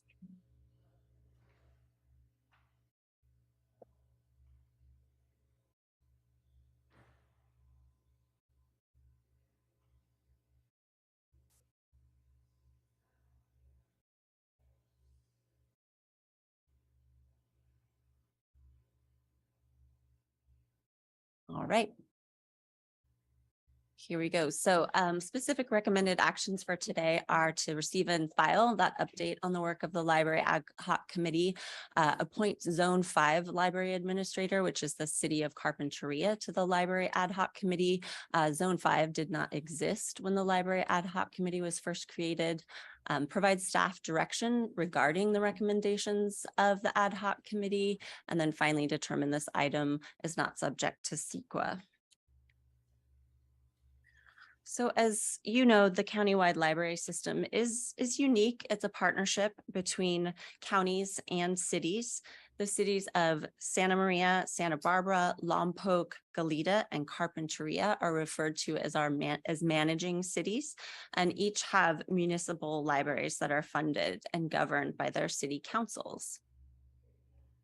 The county contributes funding to these libraries and also contracts with 4 of the libraries, the ones that are outlined in white, to manage city and county branch libraries in the city of Guadalupe, Buellton, Solvang, and county branches in the unincorporated areas of Orcutt, Los Alamos, Vandenberg Village, Cuyama, and Montecito. Those smaller cities also contribute funding to the libraries in their jurisdictions. Just pointing out for clarity that the East Side Library in City of Santa Barbara, for budget purposes, is included with the City of Santa Barbara's main library. And the libraries are managed in zones, which are indicated by these numbers.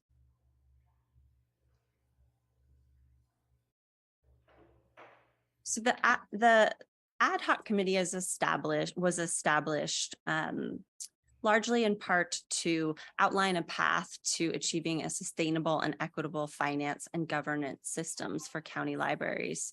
Local governments have been the primary funders of libraries in California since the state phased out library operation fundings in the early 2010s. In the face of this funding crisis and the fact that Santa Barbara County libraries have faced budget shortfalls for over a decade, the board established the ad hoc committee. Members of the ad hoc include Supervisor Hartman, Supervisor Williams, Mr. Shapshin, 4 of the library directors, which will become 5 after your action today, Pat Saley, a Friends of the library member, Judith Dale, a library advisory committee member, all working together to try to tackle this funding issue.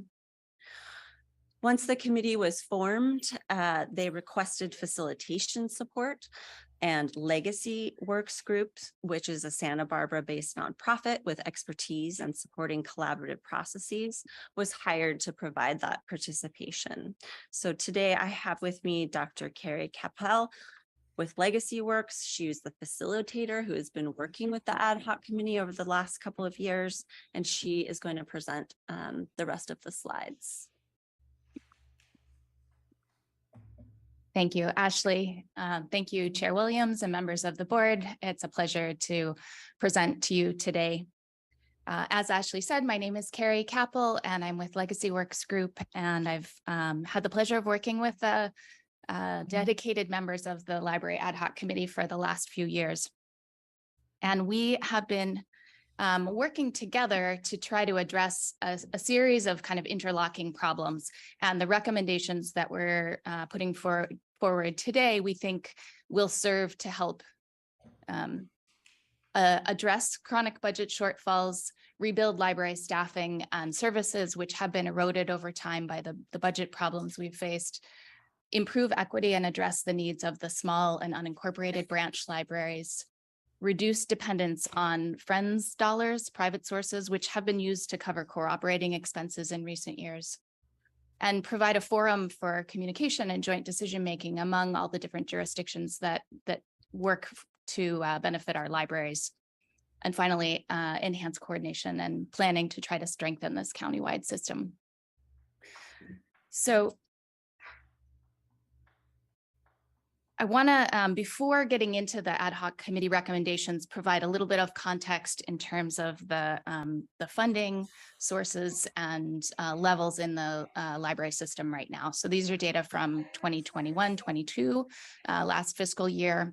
And you can see that there's a mix of revenue sources that contribute to funding our libraries.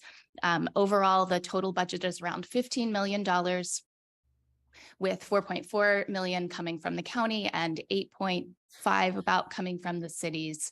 The county contributions are in dark blue on this graph, and the city contributions are in the lighter blue. There are a couple of tax measures that were contributed towards libraries in 21-22 that are highlighted here. For Santa Maria, this is Measure L, which is the only Measure U for Santa Maria, which was a sales tax measure. This is obviously goes into city general funds, but dollars were used toward library funding in the previous year and have been used in the past. And in Goleta, the yellow represents Measure U, which is the only dedicated library tax in the county right now. It's a parcel tax in CSA 3.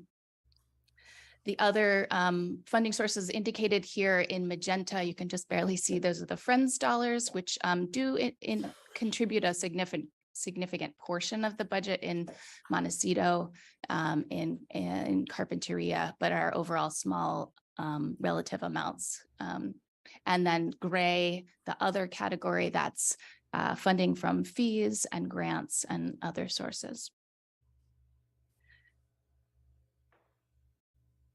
It's worth noting that overall library funding and per capita spending in Santa Barbara County puts us below the state average. This graph shows per capita spending at each of the libraries across the county, benchmarked against the average per capita spending in the state, which is $42 per person. So our range is from $11 to $61. Highest levels are in Santa Barbara City and the east side. branch. I will note though that this Santa Barbara's budget includes allocated costs that are charged for HR, IT, and other administrative costs. So that total $61 doesn't go to per capita funding. But a portion of it does, obviously. So in you all have heard updates from us before on the work of the ad hoc committee, and I don't want to belabor that history. I just want to hit a few highlights before we get into the recommendations for this year.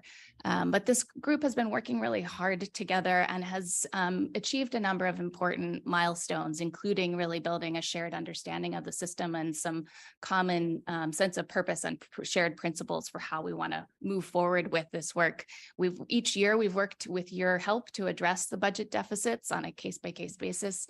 In 2019, 2020, we worked to benchmark the library system against state and national standards for libraries of similar size and populations, and set a set of recommended minimum service levels for our branch libraries, which has been that was an important milestone, and one that we hope that the board will continue to see that as a target for funding for the library system.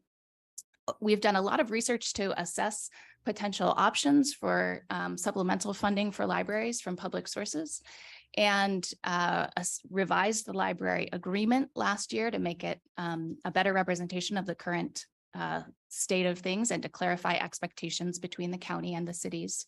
And we've assessed potential alternative governance models.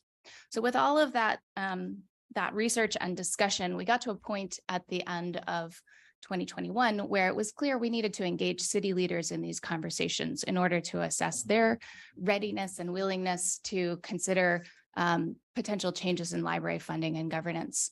So last year's ad hoc committee invited city leaders to join us, and particularly to assess interest in a new model that we researched during this time, which is a library joint powers authority. Excuse me. So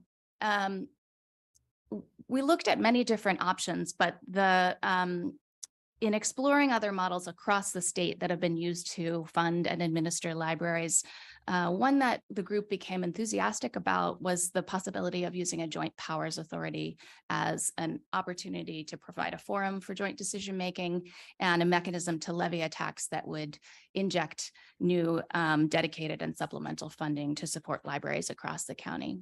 There are 5 other California counties that administer their library systems using a joint powers authority, including Sonoma, which is a county with a sort of similar size and character to Santa Barbara. One of the things that we found from talking to library directors from these other systems is that centralization has generally improved performance and equity and reduced conflicts and costs within their systems. They all pointed to the fact that dedicated and sufficient revenue was really the key ingredient to their success. We also learned in this research and in these conversations that JPAs are a highly customizable instrument. They're not just a cookie cutter, one size fits all solution. That customization presents some potential barriers in that it's a negotiated process and we've got to get all parties to the table. But it also gives us a lot of flexibility to design something that works for our unique situation. So in last year's sessions, the ad hoc committee and city representatives who joined us considered several different options. We looked at the full-fledged library JPA option modeled after those other counties that I referenced who are using this to administer their libraries. That would have centralized administration and a new tax. We also looked at a kind of intermediate model where a JPA might be used to levy a new tax and the county branches would be administered by it, and other city branches could choose whether to opt in or not. In general, folks thought this was maybe too complicated an option. In our conversations last year, another option emerged, which was the idea of using a JPA basically to manage the finances of the library.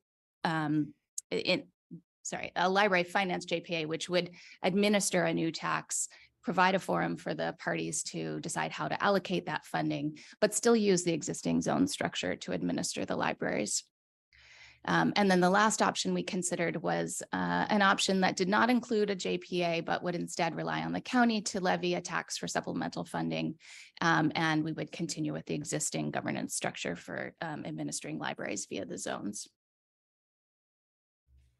So to give you a little more context around that, we compared the current revenue mix for Santa Barbara County to the revenue models used by those 5 counties that administer their libraries as joint powers authorities. And I think that the big takeaways here are, again, just to emphasize that dedicated revenue is really key, and it makes up over half to their entire budget in these other situations. But all of them primarily rely on dedicated either parcel or sales taxes to make up most of their budget. In contrast to our budget, which is primarily general fund contributions, the one exception being Goleta Measure L, which you can see there in the light blue at the left. The other, I think, takeaway from this is that these are some of the best funded library systems in the county, in the state, and their budgets range from $14 million to $67 million for Santa Clara, which is obviously a large and populous county. To provide some additional grounding for that, we looked at the basic needs of our library system.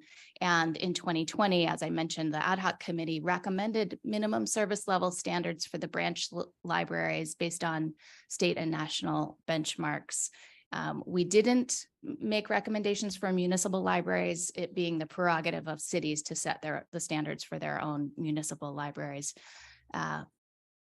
But in our analysis, none of the city, county branches or the county branches met all of those standards last year. And it looks like it would cost about $710,000 to bring the branches up to the minimum service levels, or about 5% of the total budget. This need for enhanced funding just to meet those minimum service levels is an ongoing need. As we researched options for potential public funding to supplement libraries, we looked at both general taxes that could be levied by the county, independent of any change in library governance, and special taxes that would lead to dedicated funding for libraries and could be administered by the county or through a JPA. This table provides some ballpark estimates of revenue potential for both parcel and sales taxes in either countywide or in the unincorporated areas only.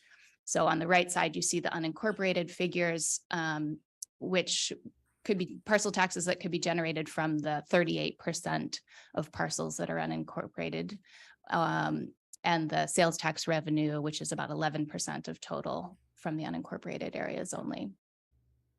You can see from these estimates that range from 1.2 million to 10.5 million, depending on which square you're in here, that there's a significant opportunity to close that gap that I just referenced in terms of generating supplemental funding to help us meet the minimum service levels.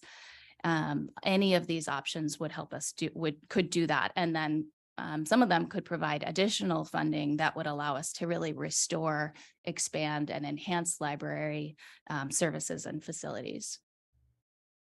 Which of these directions we go, a parcel or a sales tax, countywide or unincorporated only, really, and what revenue generation level to shoot for, really depends on the voters and the city's interest in participation. And for this reason, the ad hoc committee is recommending that the board support public polling this year to try to get an answer to this question. As we were considering the potential appetite for new taxes, we thought it was important to look at taxes that have already been passed in the cities across the county. So this is sales tax measures, with the most recent ones that passed just in November at the top of the list there. With those two new measures in Goleta and Solvang, all the cities except Buellton are now at 8.75 to 9% total sales tax. The sales tax dollars obviously go into the general funds of cities. They're not dedicated, but many of them did pass with language in the descriptions that referenced libraries as one of the potential beneficiaries. And most of them have ended up leading to increases in local library funding over time. The other thing to note here is that all of these needed just 50% plus one voters to be able to pass, but 3 out of 7 of them, all from North County, actually passed with greater than a 2/3 margin. Let's see what else. One thing we did discuss in our conversations is that any new parcel tax, this is obviously about sales taxes on this slide, but any new parcel tax would have to take into account the fact that voters in CSA 3 in the Goleta area already have a dedicated parcel tax for libraries. So there will have to be some conversation about ways to avoid double taxation there if a parcel tax is the direction that it seems like we should go. The other thing I just want to note is that the city of Guadalupe did try to pass a library parcel tax that was defeated in 2012 as a dedicated tax that needed a 2/3 margin, but got 58.1% for what would have been a $20 per parcel tax. All right, so coming back to those options that the ad hoc committee and our city representative guests discussed last year, and our recommendation at this point to the board, you've now seen much of the evidence that we wrestled with last year. And I think that the key takeaways for us were that a JPA could help to lead to greater financial stability for the library system by providing a mechanism for a dedicated supplemental tax source. It also would provide a forum for joint decision-making between the cities and counties. In our conversations, municipal libraries really felt it was important that they retain local control over libraries, staffing, and budgets. And for that reason, the committee rejected the first 2 options on this list, which would have libraries be administered and under the control of a central library administrator. Instead, they opted for this library finance JPA, which gives us a mechanism to levy a countywide tax, a forum for everyone to come together and decide how that money is allocated. But local control is retained by the municipal libraries in the zones for making decisions about how the libraries are run. There also was less enthusiasm within the committee about the last option there, where the county would levy a tax for the reasons that it doesn't provide a forum for joint decision-making. That authority for how the money would be allocated would rest just with the county. And there may not be the same revenue generation potential if that tax were only in the unincorporated areas, as you saw from the earlier slide. So the committee would like to recommend that the Board of Supervisors and the cities pursue the finance JPA model with a dedicated revenue source to be determined by research and voter polling. And if there seems to be sufficient interest, to be placed on the 2024 or 2025 ballot. We also request that the county prepare a letter to the cities to continue and deepen the outreach and engagement with the cities, laying out the foundational background that we've presented here, articulating this proposed direction and requesting their ongoing participation. And we can follow that with presentations to cities, city councils, and city managers to answer any questions they may have. There are a few additional next steps that we offer for your consideration for the county or the ad hoc committee to pursue, including continuing to further investigate other options for a tax and how it might be configured, conducting the voter polling that I already referenced, outreach to cities, answering key questions about the design of the JPA. This is sort of where we paused our conversations with the cities, but there's much more conversation that needs to be had about how the JPA, what powers it would have, who the members would be, and how the voting structure would be configured. And finally, though I didn't cover this in my earlier slides, one of the things that the ad hoc committee has discussed in the past is the option of hiring a half-time library contracts administrator who could lead the county's efforts to implement these recommendations and support the countywide library system with fiscal oversight, strategic planning, and collaborative fundraising. This person would not be taking away, obviously, the authority or duties of the library directors, but instead providing some additional capacity at the county level and expertise on libraries. With that, I'm happy to take any questions that you may have. Questions from the board?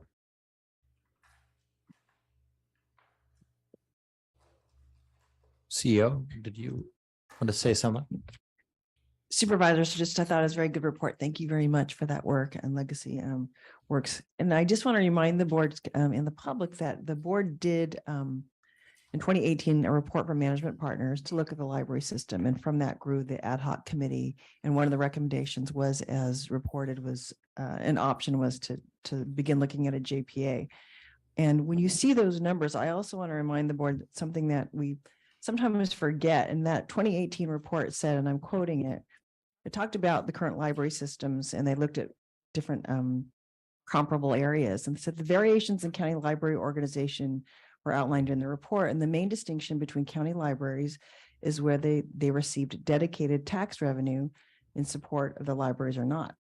And so 23 county library systems have a dedicated revenue source, and this is usually a property tax allocation that was levied pre-Prop 13.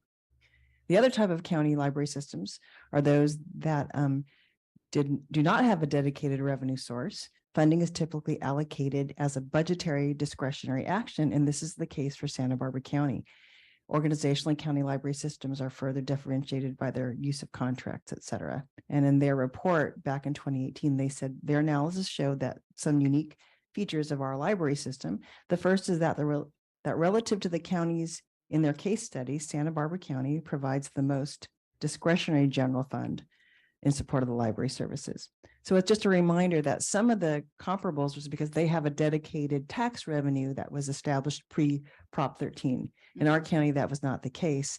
And I think that's why some of the issues discussed about needing more revenue are apt, because that is the reason why we're not seeing the same level of funding as other counties. Yeah, I think that's useful to the framework that I have had is not that these high level of funding in some other counties, and some of them are embarrassingly better. Sonoma, which has a little bit less population than we do, has more than twice as much funding per capita. It's not a sign of their great virtue. In fact, sometimes allocating a lot of your general fund is a sign of more virtue, but it's a sign of sustainability. And there's been a lot of volatility in the last decade in the library sector for various funding reasons. And here, I would say what it created was a desire to decentralize our library system, which we've all seen over the last 6 years. The first theory put forward in decentralization has been that we can do it cheaper. That has not ended up being the case for anybody who is decentralized. However, the real thing that they wanted was self-determination. But as evidence from our increased black gold costs this year, it's not decreasing our costs. It's actually making our costs go up. So at some level, we've got to try to corral this into some level of centralization if we are going to arrest this spiral. And the JPA model is the one that multiple jurisdictions could agree to. There's really no point in having a JPA unless there is a taxing revenue component of the JPA, and that's really what all the debates and discussions at the ad hoc have kind of come to. And I think especially Supervisor Hartman and myself, since we serve in this capacity, would like to understand if the board is behind us in terms of at least trying to see if the public wants this better level of service, wants us to meet minimum standards. Because the ad hoc process has provided us a model about how we could. Supervisor Lavigno. Thank you, Mr. Chair. And we do, really appreciate all the time you guys have spent on this. It is when they said, Ashley, not only are you saving the planet, but you also have to figure out the library. I said, which one's easier? Probably saving the planet, right? Because this is a ball of snakes. I have no problem going out and polling. I have my own sneaking suspicion of what it's going to show you, and I don't think it's going to be a reflection on whether people feel like they want to see minimum standards upheld. I think everybody's going to say, yeah, I want minimum standards upheld. I want more funding for libraries, but I don't want to pay for it. I think you guys should figure out a way to pay for it. That's generally what people think is we have to reset what our priorities are. I think people generally, at least a lot of the ones I talk to, feel like they're taxed to the point where, they don't feel like they should be taxed anymore, that it's more a challenge for us to deal with the resources that we have and put them in places where, where we have value. The problem is there's way more values that we like to uphold than there are tax dollars out there. So we'll find out. I'm okay with going out and polling on this.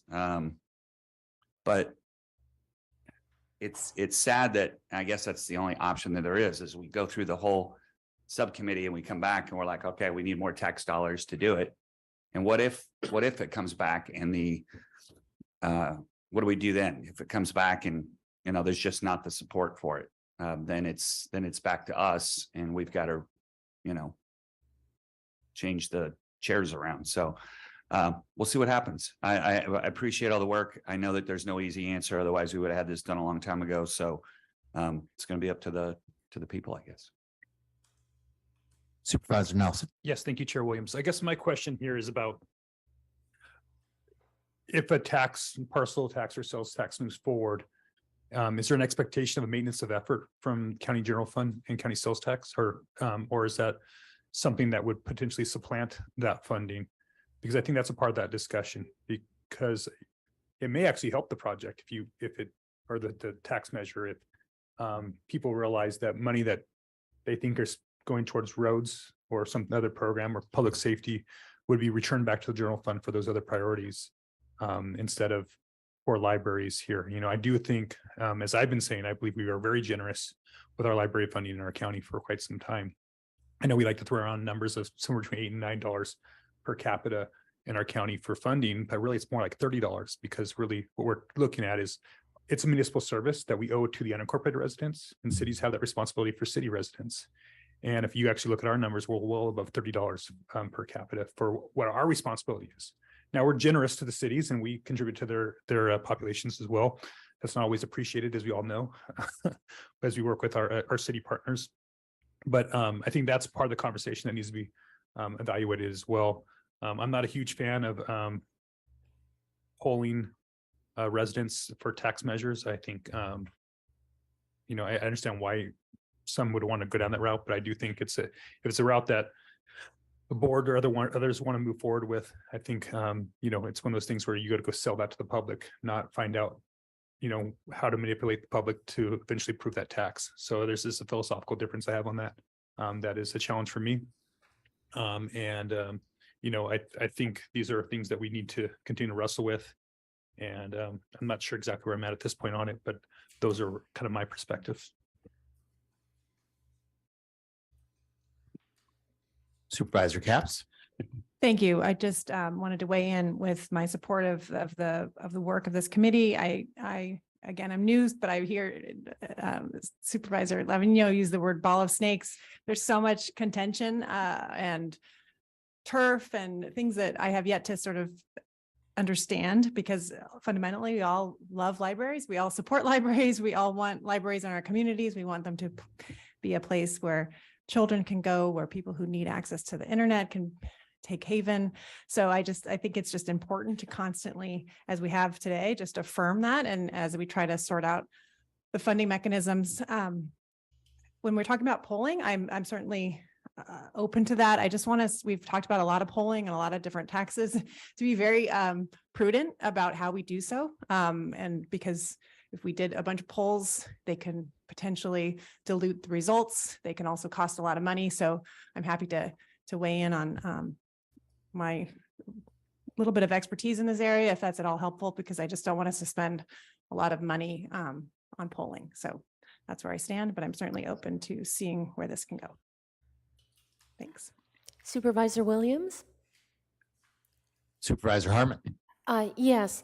Well, it's gratifying to see the high level of support for libraries.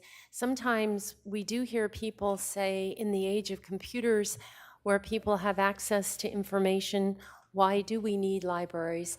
I think they've evolved. So now you have a library of things, you have access to lots of digital materials through libraries, they're community centers.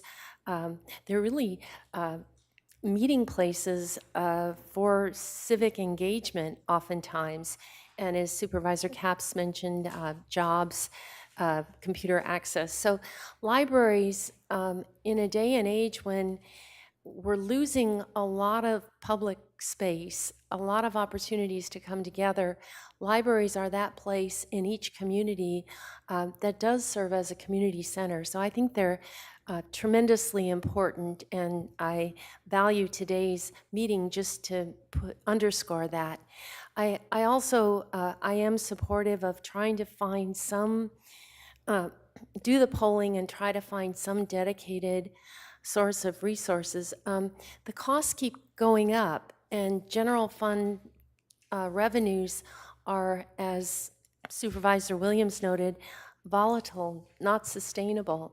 And for something that's such an important community institution, I think it's a mistake not to figure out how to fund that in a reliable way.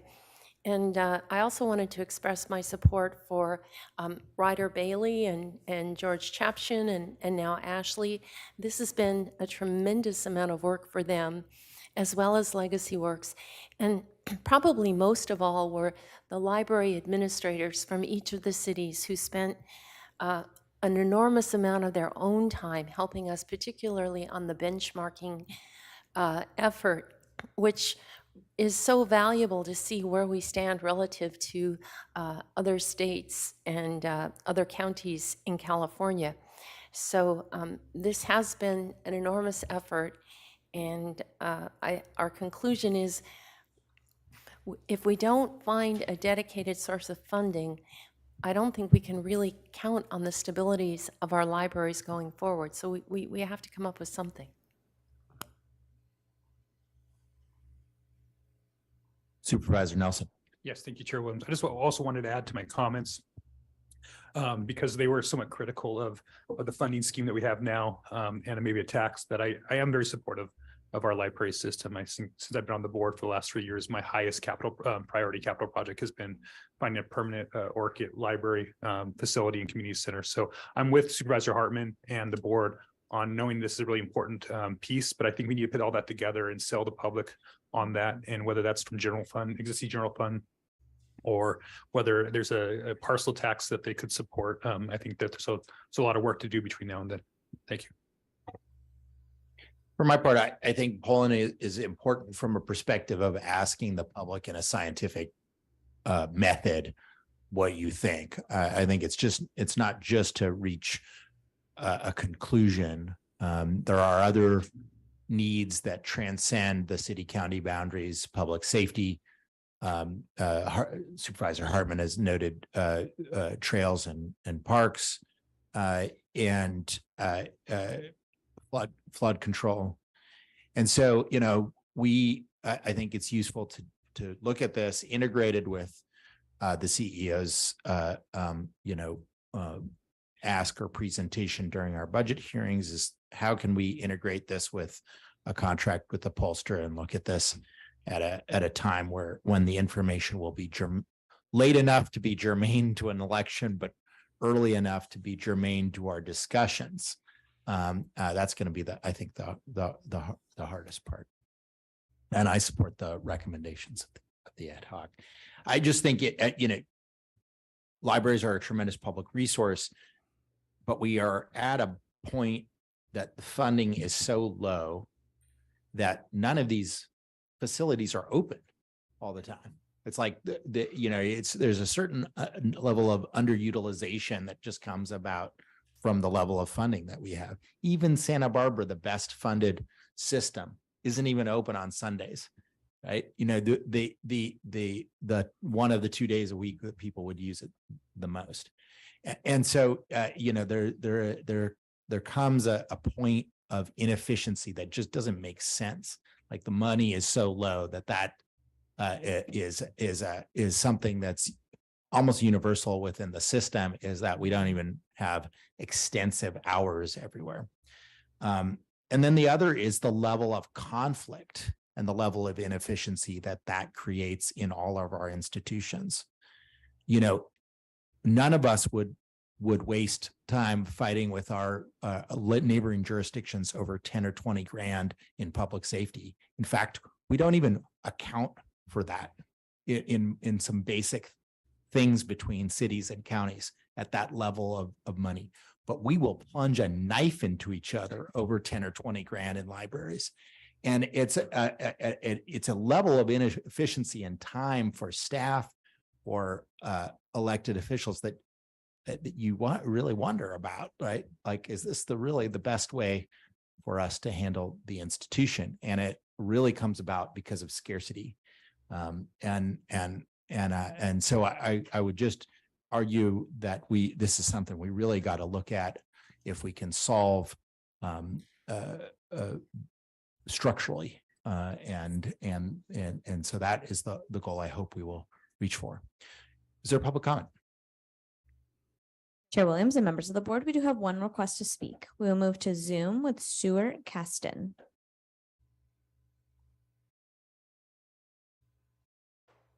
Hello. Hi, Stuart, we can hear you. Good, thank you. First, I participated in these ad hoc committee meetings on behalf of Goleta. And I wanted to say first, we are very supportive of the process. It's been discussed for quite a long time, and it's really necessary. I guess one of the things that's come up that I've observed in just the past month or so, if we did a JPA, it's going to be a specific tax, and that whichever kind, it's going to be specific. And so that's automatically raises the threshold and it becomes a challenge. But the value of it is, as a dedicated tax, means the money is guaranteed to go for that purpose. And it stood out to me, that value stood out to me this year when we have just passed in Goleta our sales tax, Measure B, and still struggle to hit some of the priorities that we had identified. We did add 200,000 for libraries, but we couldn't achieve the target we had for pavement, and so it was costs have gone up. It's a nice thing to know if you have a dedicated tax that the money is guaranteed for that purpose and doesn't have to compete against things that might be incredibly important.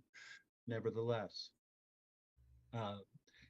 as far as surveying the public, I think it's valuable to survey the public, and we did talk about that in the meeting. And one of the reasons that there's a value in surveying the public is because there are choices that you make. It's not simply about, first you need to know, are you close to being able to hit the threshold, the voting threshold, the 2/3 vote?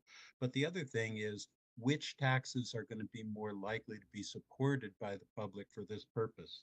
And so there's not only a parcel tax and a sales tax, there are other taxes, and I don't know which the county is able or a JPA is able to levy, but business license tax or document transfer tax or property transfer tax, all of those are options that maybe are more supported by members of the public, and it's worth finding out if there's a greater opportunity there. And clearly any of those, you don't run the risk of challenge, like in Goleta, where we have an existing parcel tax. I wanted to just add that we support this process. We appreciate the work of the committee and the idea behind it, and we look forward to helping. And just one last observation for K9 Dumas. Our library has a program called the Pause to Read program where kids read to dogs. And this might be an excellent opportunity now that he has more time on his hands. Thank you.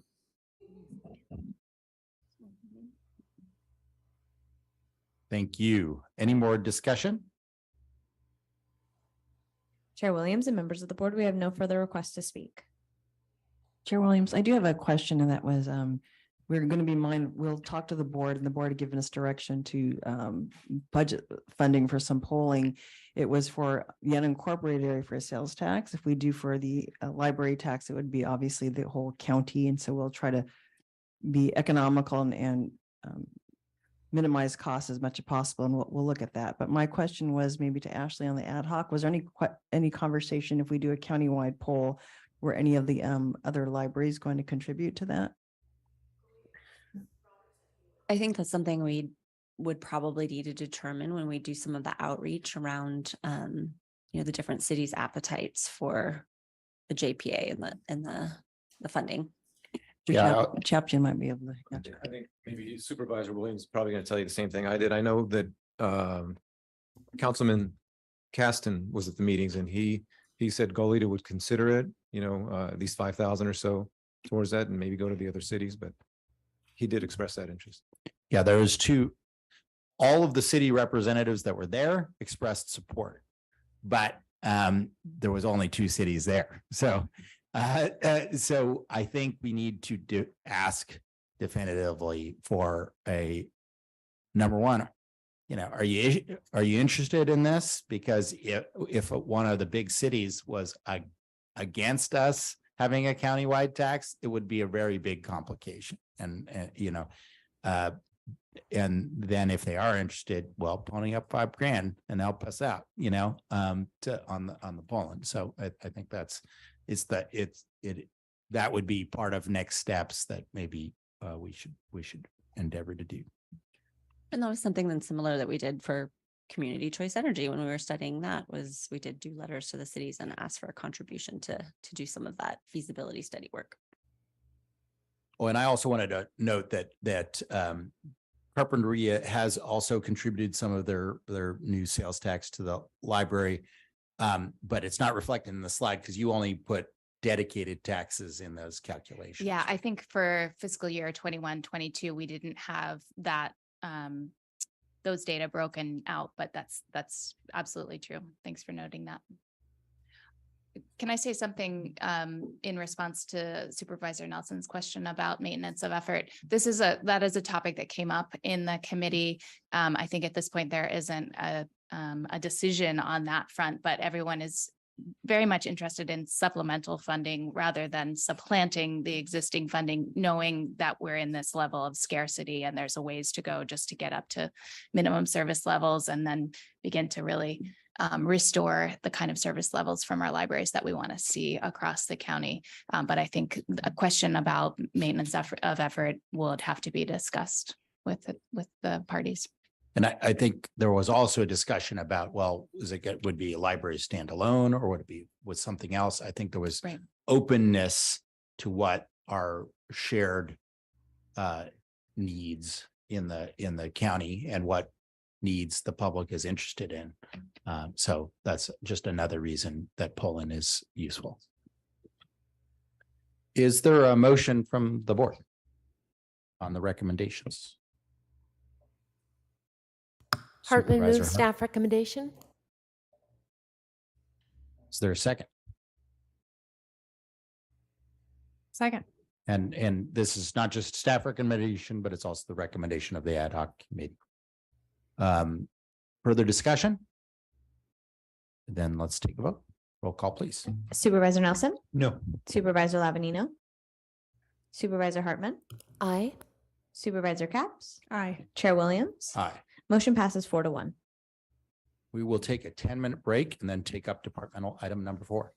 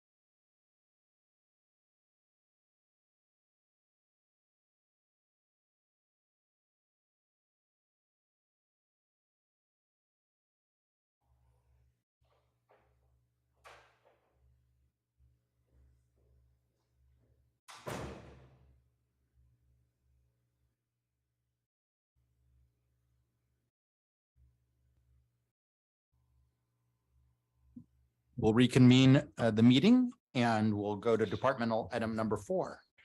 Chair Williams and members of the board, departmental item number 4 is from the Public Works Department, Board of Directors, Laguna County Sanitation District. It is a hearing to consider recommendations regarding Laguna County Sanitation District ordinance relative to service changes, connection charges, and trunk sewer fees and resolutions relative to the collection of service changes on the tax roll. This project is located within the 1st, 4th, and 5th districts. As soon as it shows up.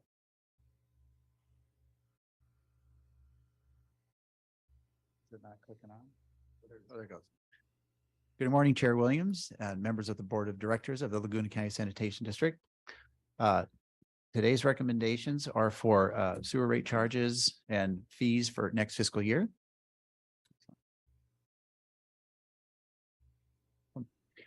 The district is a special district that's dependent to the County of Santa Barbara, created in 1958. It provides wastewater services to the Orcutt and unincorporated Santa Maria area. It's regulated by several governmental regulatory agencies and permits, and our mission is to conserve and protect water resources.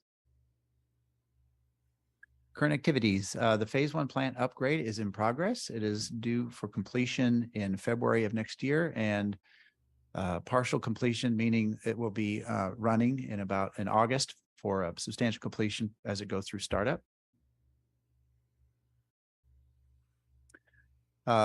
The annual rates and fee ordinance, public noticing pursuant to Prop 218 was mailed out. It's important to note that we have about 10,908 parcels, which we did receive 4 valid protests. The hearing date was published pursuant to government code in the Santa Maria Times. The sewer charges pay for annual operation maintenance and replacement as well as reserves. It's collected on the tax roll. And this year we are in year 4 of a rate plan study that proposed a 1.5% rate increase. For comparison, the CPI was 7.4%. The sewer rate charge itself is proposed to be annually at $1,121.55. Over last year, that's $16.50 per year, or $1.38 a month for a monthly rate of $93.46. Multiple family residential units are $911.12 per year.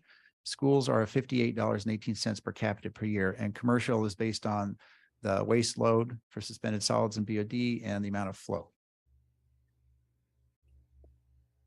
Countywide, we have a table here that shows the level of treatment by agency and how much their monthly rate is and whether or not they have an increase. Laguna Sanitation District is at $93.46. The average is $76.34. Total water cost comparison. So this is average water and sewer bill combined. I do this because the sanitation district does a couple of things that in some cases the water fund for other agencies does. So Laguna Sanitation recycles water, whereas that's paid for by the water fund for Santa Barbara and Goleta, for example. And also our prior upgrade in 2001 to 2003 was to comply with regulatory requirements to reduce salts in the effluent. And that was handled in the Santa Maria Basin by the cities of Guadalupe and Santa Maria by buying state water. While Golden State Water Company did buy some state water, it wasn't enough to offset the water quality coming in. Countywide, that the two water and sewer together is $171.21 per year. On Laguna Sanitation and Golden State combined is $148.06 per year. This action also recommends setting developer charges and fees for next year.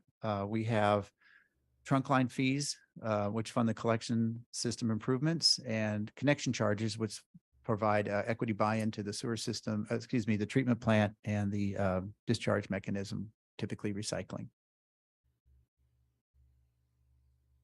The charges for next year are prescribed by either ordinance or by agreement. The connection charge is suggested to change per residential unit equivalent based on the construction cost index for Los Angeles, which was 7.6%.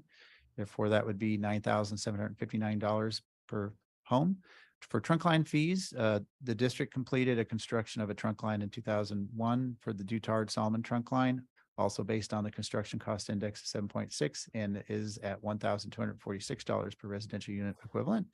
The Bradley trunk line was a developer-built trunk line, and we have a reimbursement agreement, which is based on the prime rate at 7.5%, and therefore per residential unit equivalent, it's $3,224.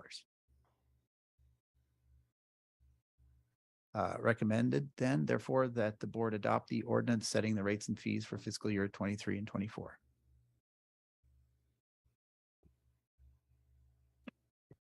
Questions from the board? Supervisor Nelson. Yes, thank you, Chair Williams. Can we go back to slide 9 for a moment?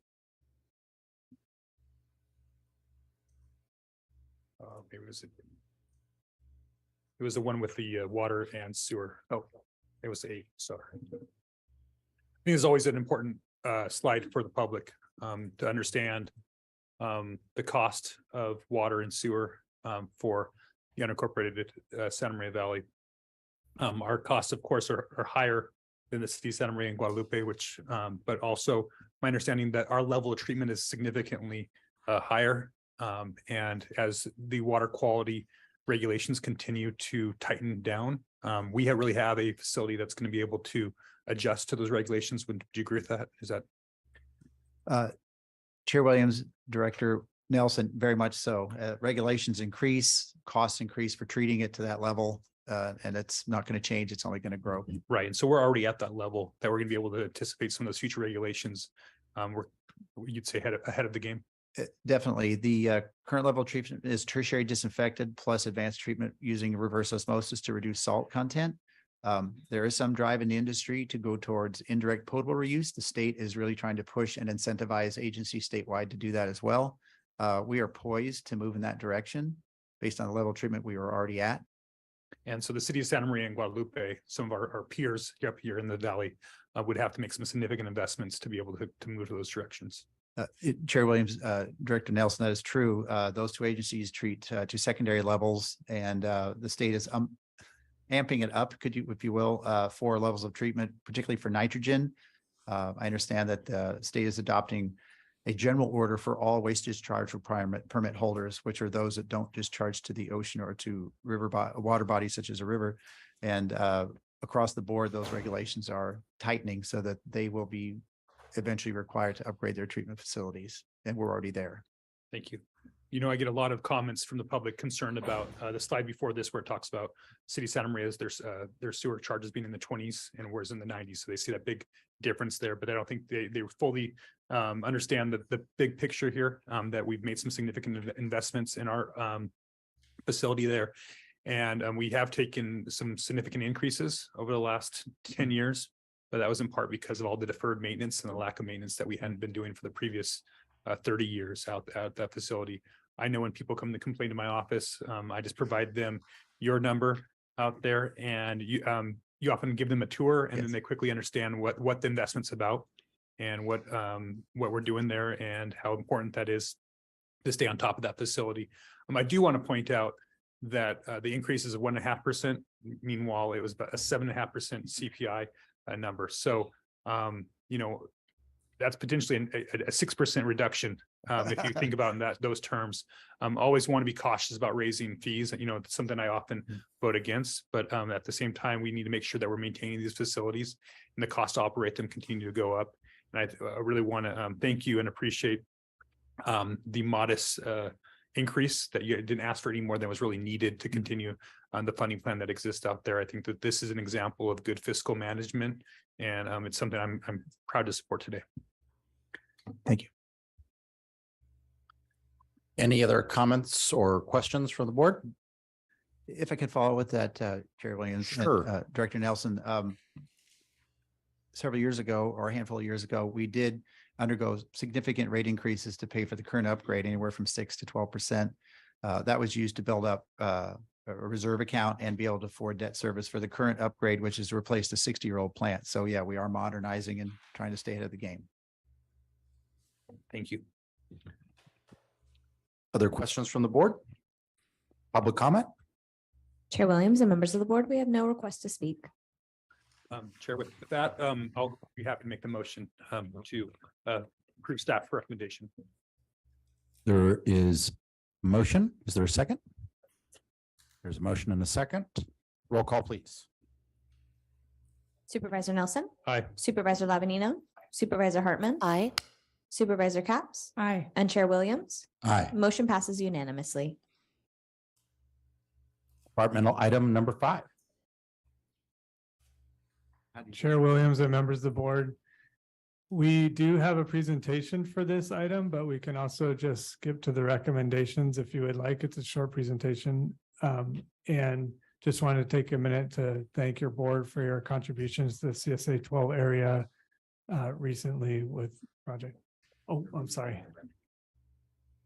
Chair Williams and members of the board, departmental item number 5 is from the Public Works Department. It is a hearing to consider recommendations regarding the County Service Area 12, Mission Canyon Sewer District. Resolution relative to the collection of sewer service charges and sewer connection charges on the tax roll. This project is located within the first district. Chair Williams, all that stuff I just said. We do have a presentation, or we can skip to the recommendations. It's up to your board. Maybe just a brief.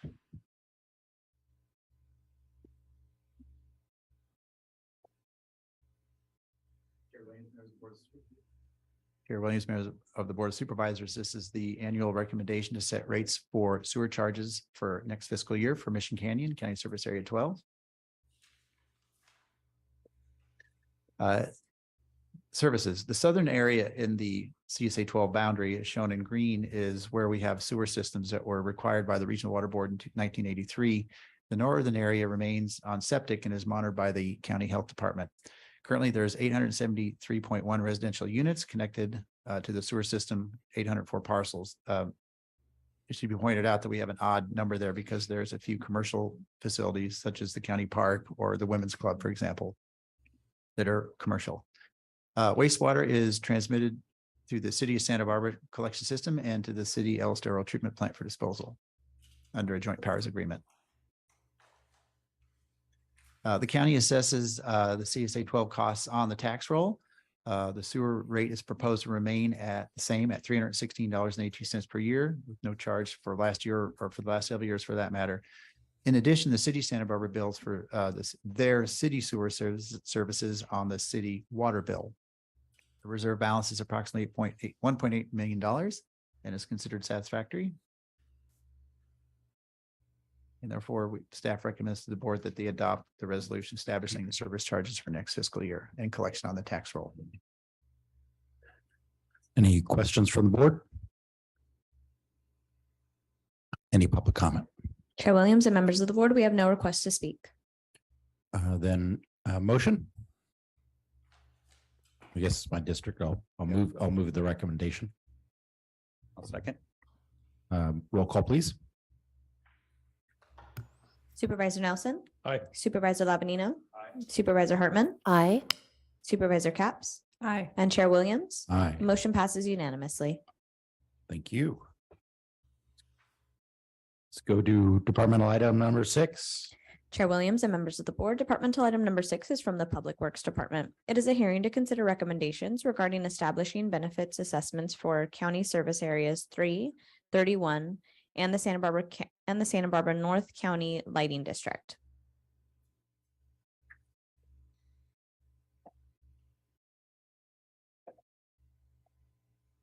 Chair Williams, members of the Board of Supervisors, this action is setting annual benefit assessment rates where they exist for the street lighting districts and county service areas that do have benefit assessments.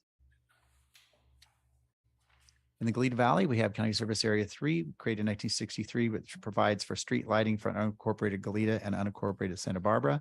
It also provides open space and park maintenance and improvements, and as well as median and tree trimming maintenance improvements.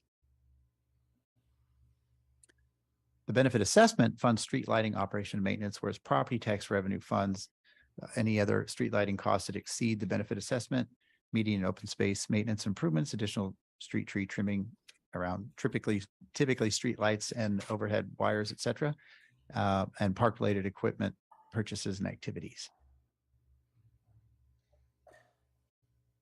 The proposed benefit assessment for CSA 3 is proposed to be unchanged from last year with a base rate of $24 per year, base rate meaning per residential unit equivalent, and factors for various types of businesses.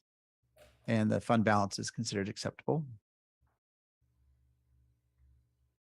Isla Vista has County Service Area 31, also created in 1963, and provides for the street lighting in Isla Vista, as well as streetscape and landscape installation and maintenance. Street lighting benefit assessment and property tax fund street lighting services. Property tax revenues also fund the other services such as hardscape and landscape improvements. The proposed benefit assessment is suggested to stay unchanged from last year with a base rate of $12.93 per year, and the fund balance is also considered acceptable. The North County Lighting District was created in 1994 and provides street lighting to the communities of Orcutt, actually zones, Orcutt Zone, Los Alamos, Casmelia, unincorporated Lompoc, and unincorporated Santa Maria. This power only is for street lighting. And in the unincorporated Santa Maria zone, what was the old CSA 5 boundary, a benefit assessment rate does exist of up to $14.73 per residential unit equivalent that can be considered for adoption, as well as certain tracts in the Santa Maria and Lompoc area that have zone specific or tract specific benefit assessments. Currently, there is sufficient revenue strictly from property taxes to pay for all the street lighting costs, and therefore the benefit assessments that could be utilized are proposed to remain at zero. And currently the fund balance is also acceptable. Recommendation from staff is to adopt the resolutions establishing the benefit assessments for CSA 3 and CSA 31, and to not establish benefit assessments in the North County Lighting District.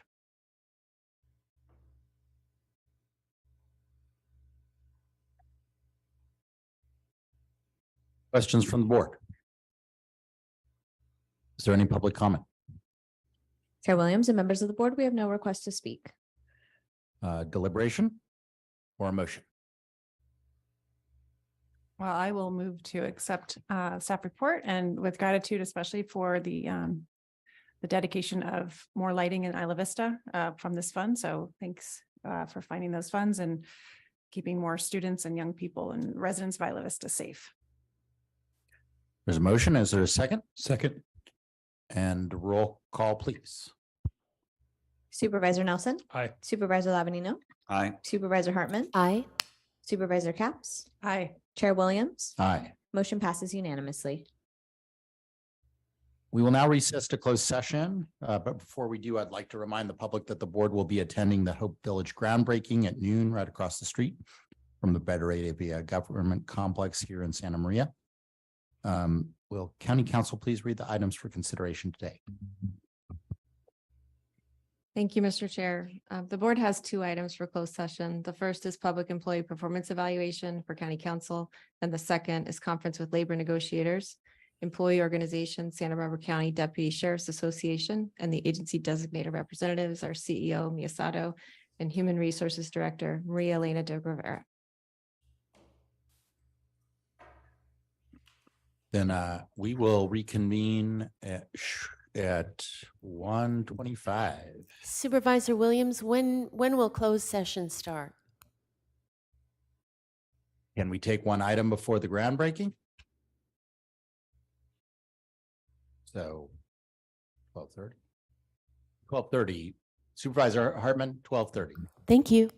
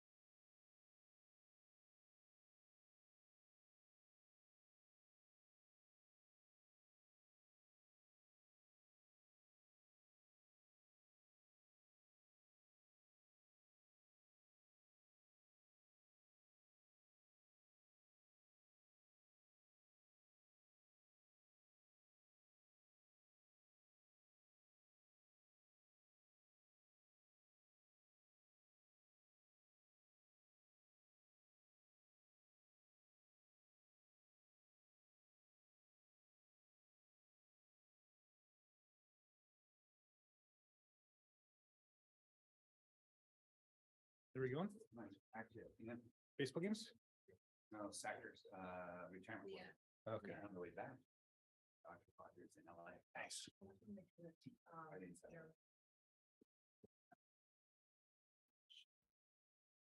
It's fine. Should-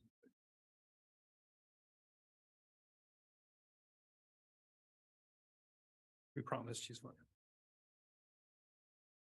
We're reconvening this meeting of the Board of Supervisors for report out from closed session. Thank you, Mr. Chair, members of the board.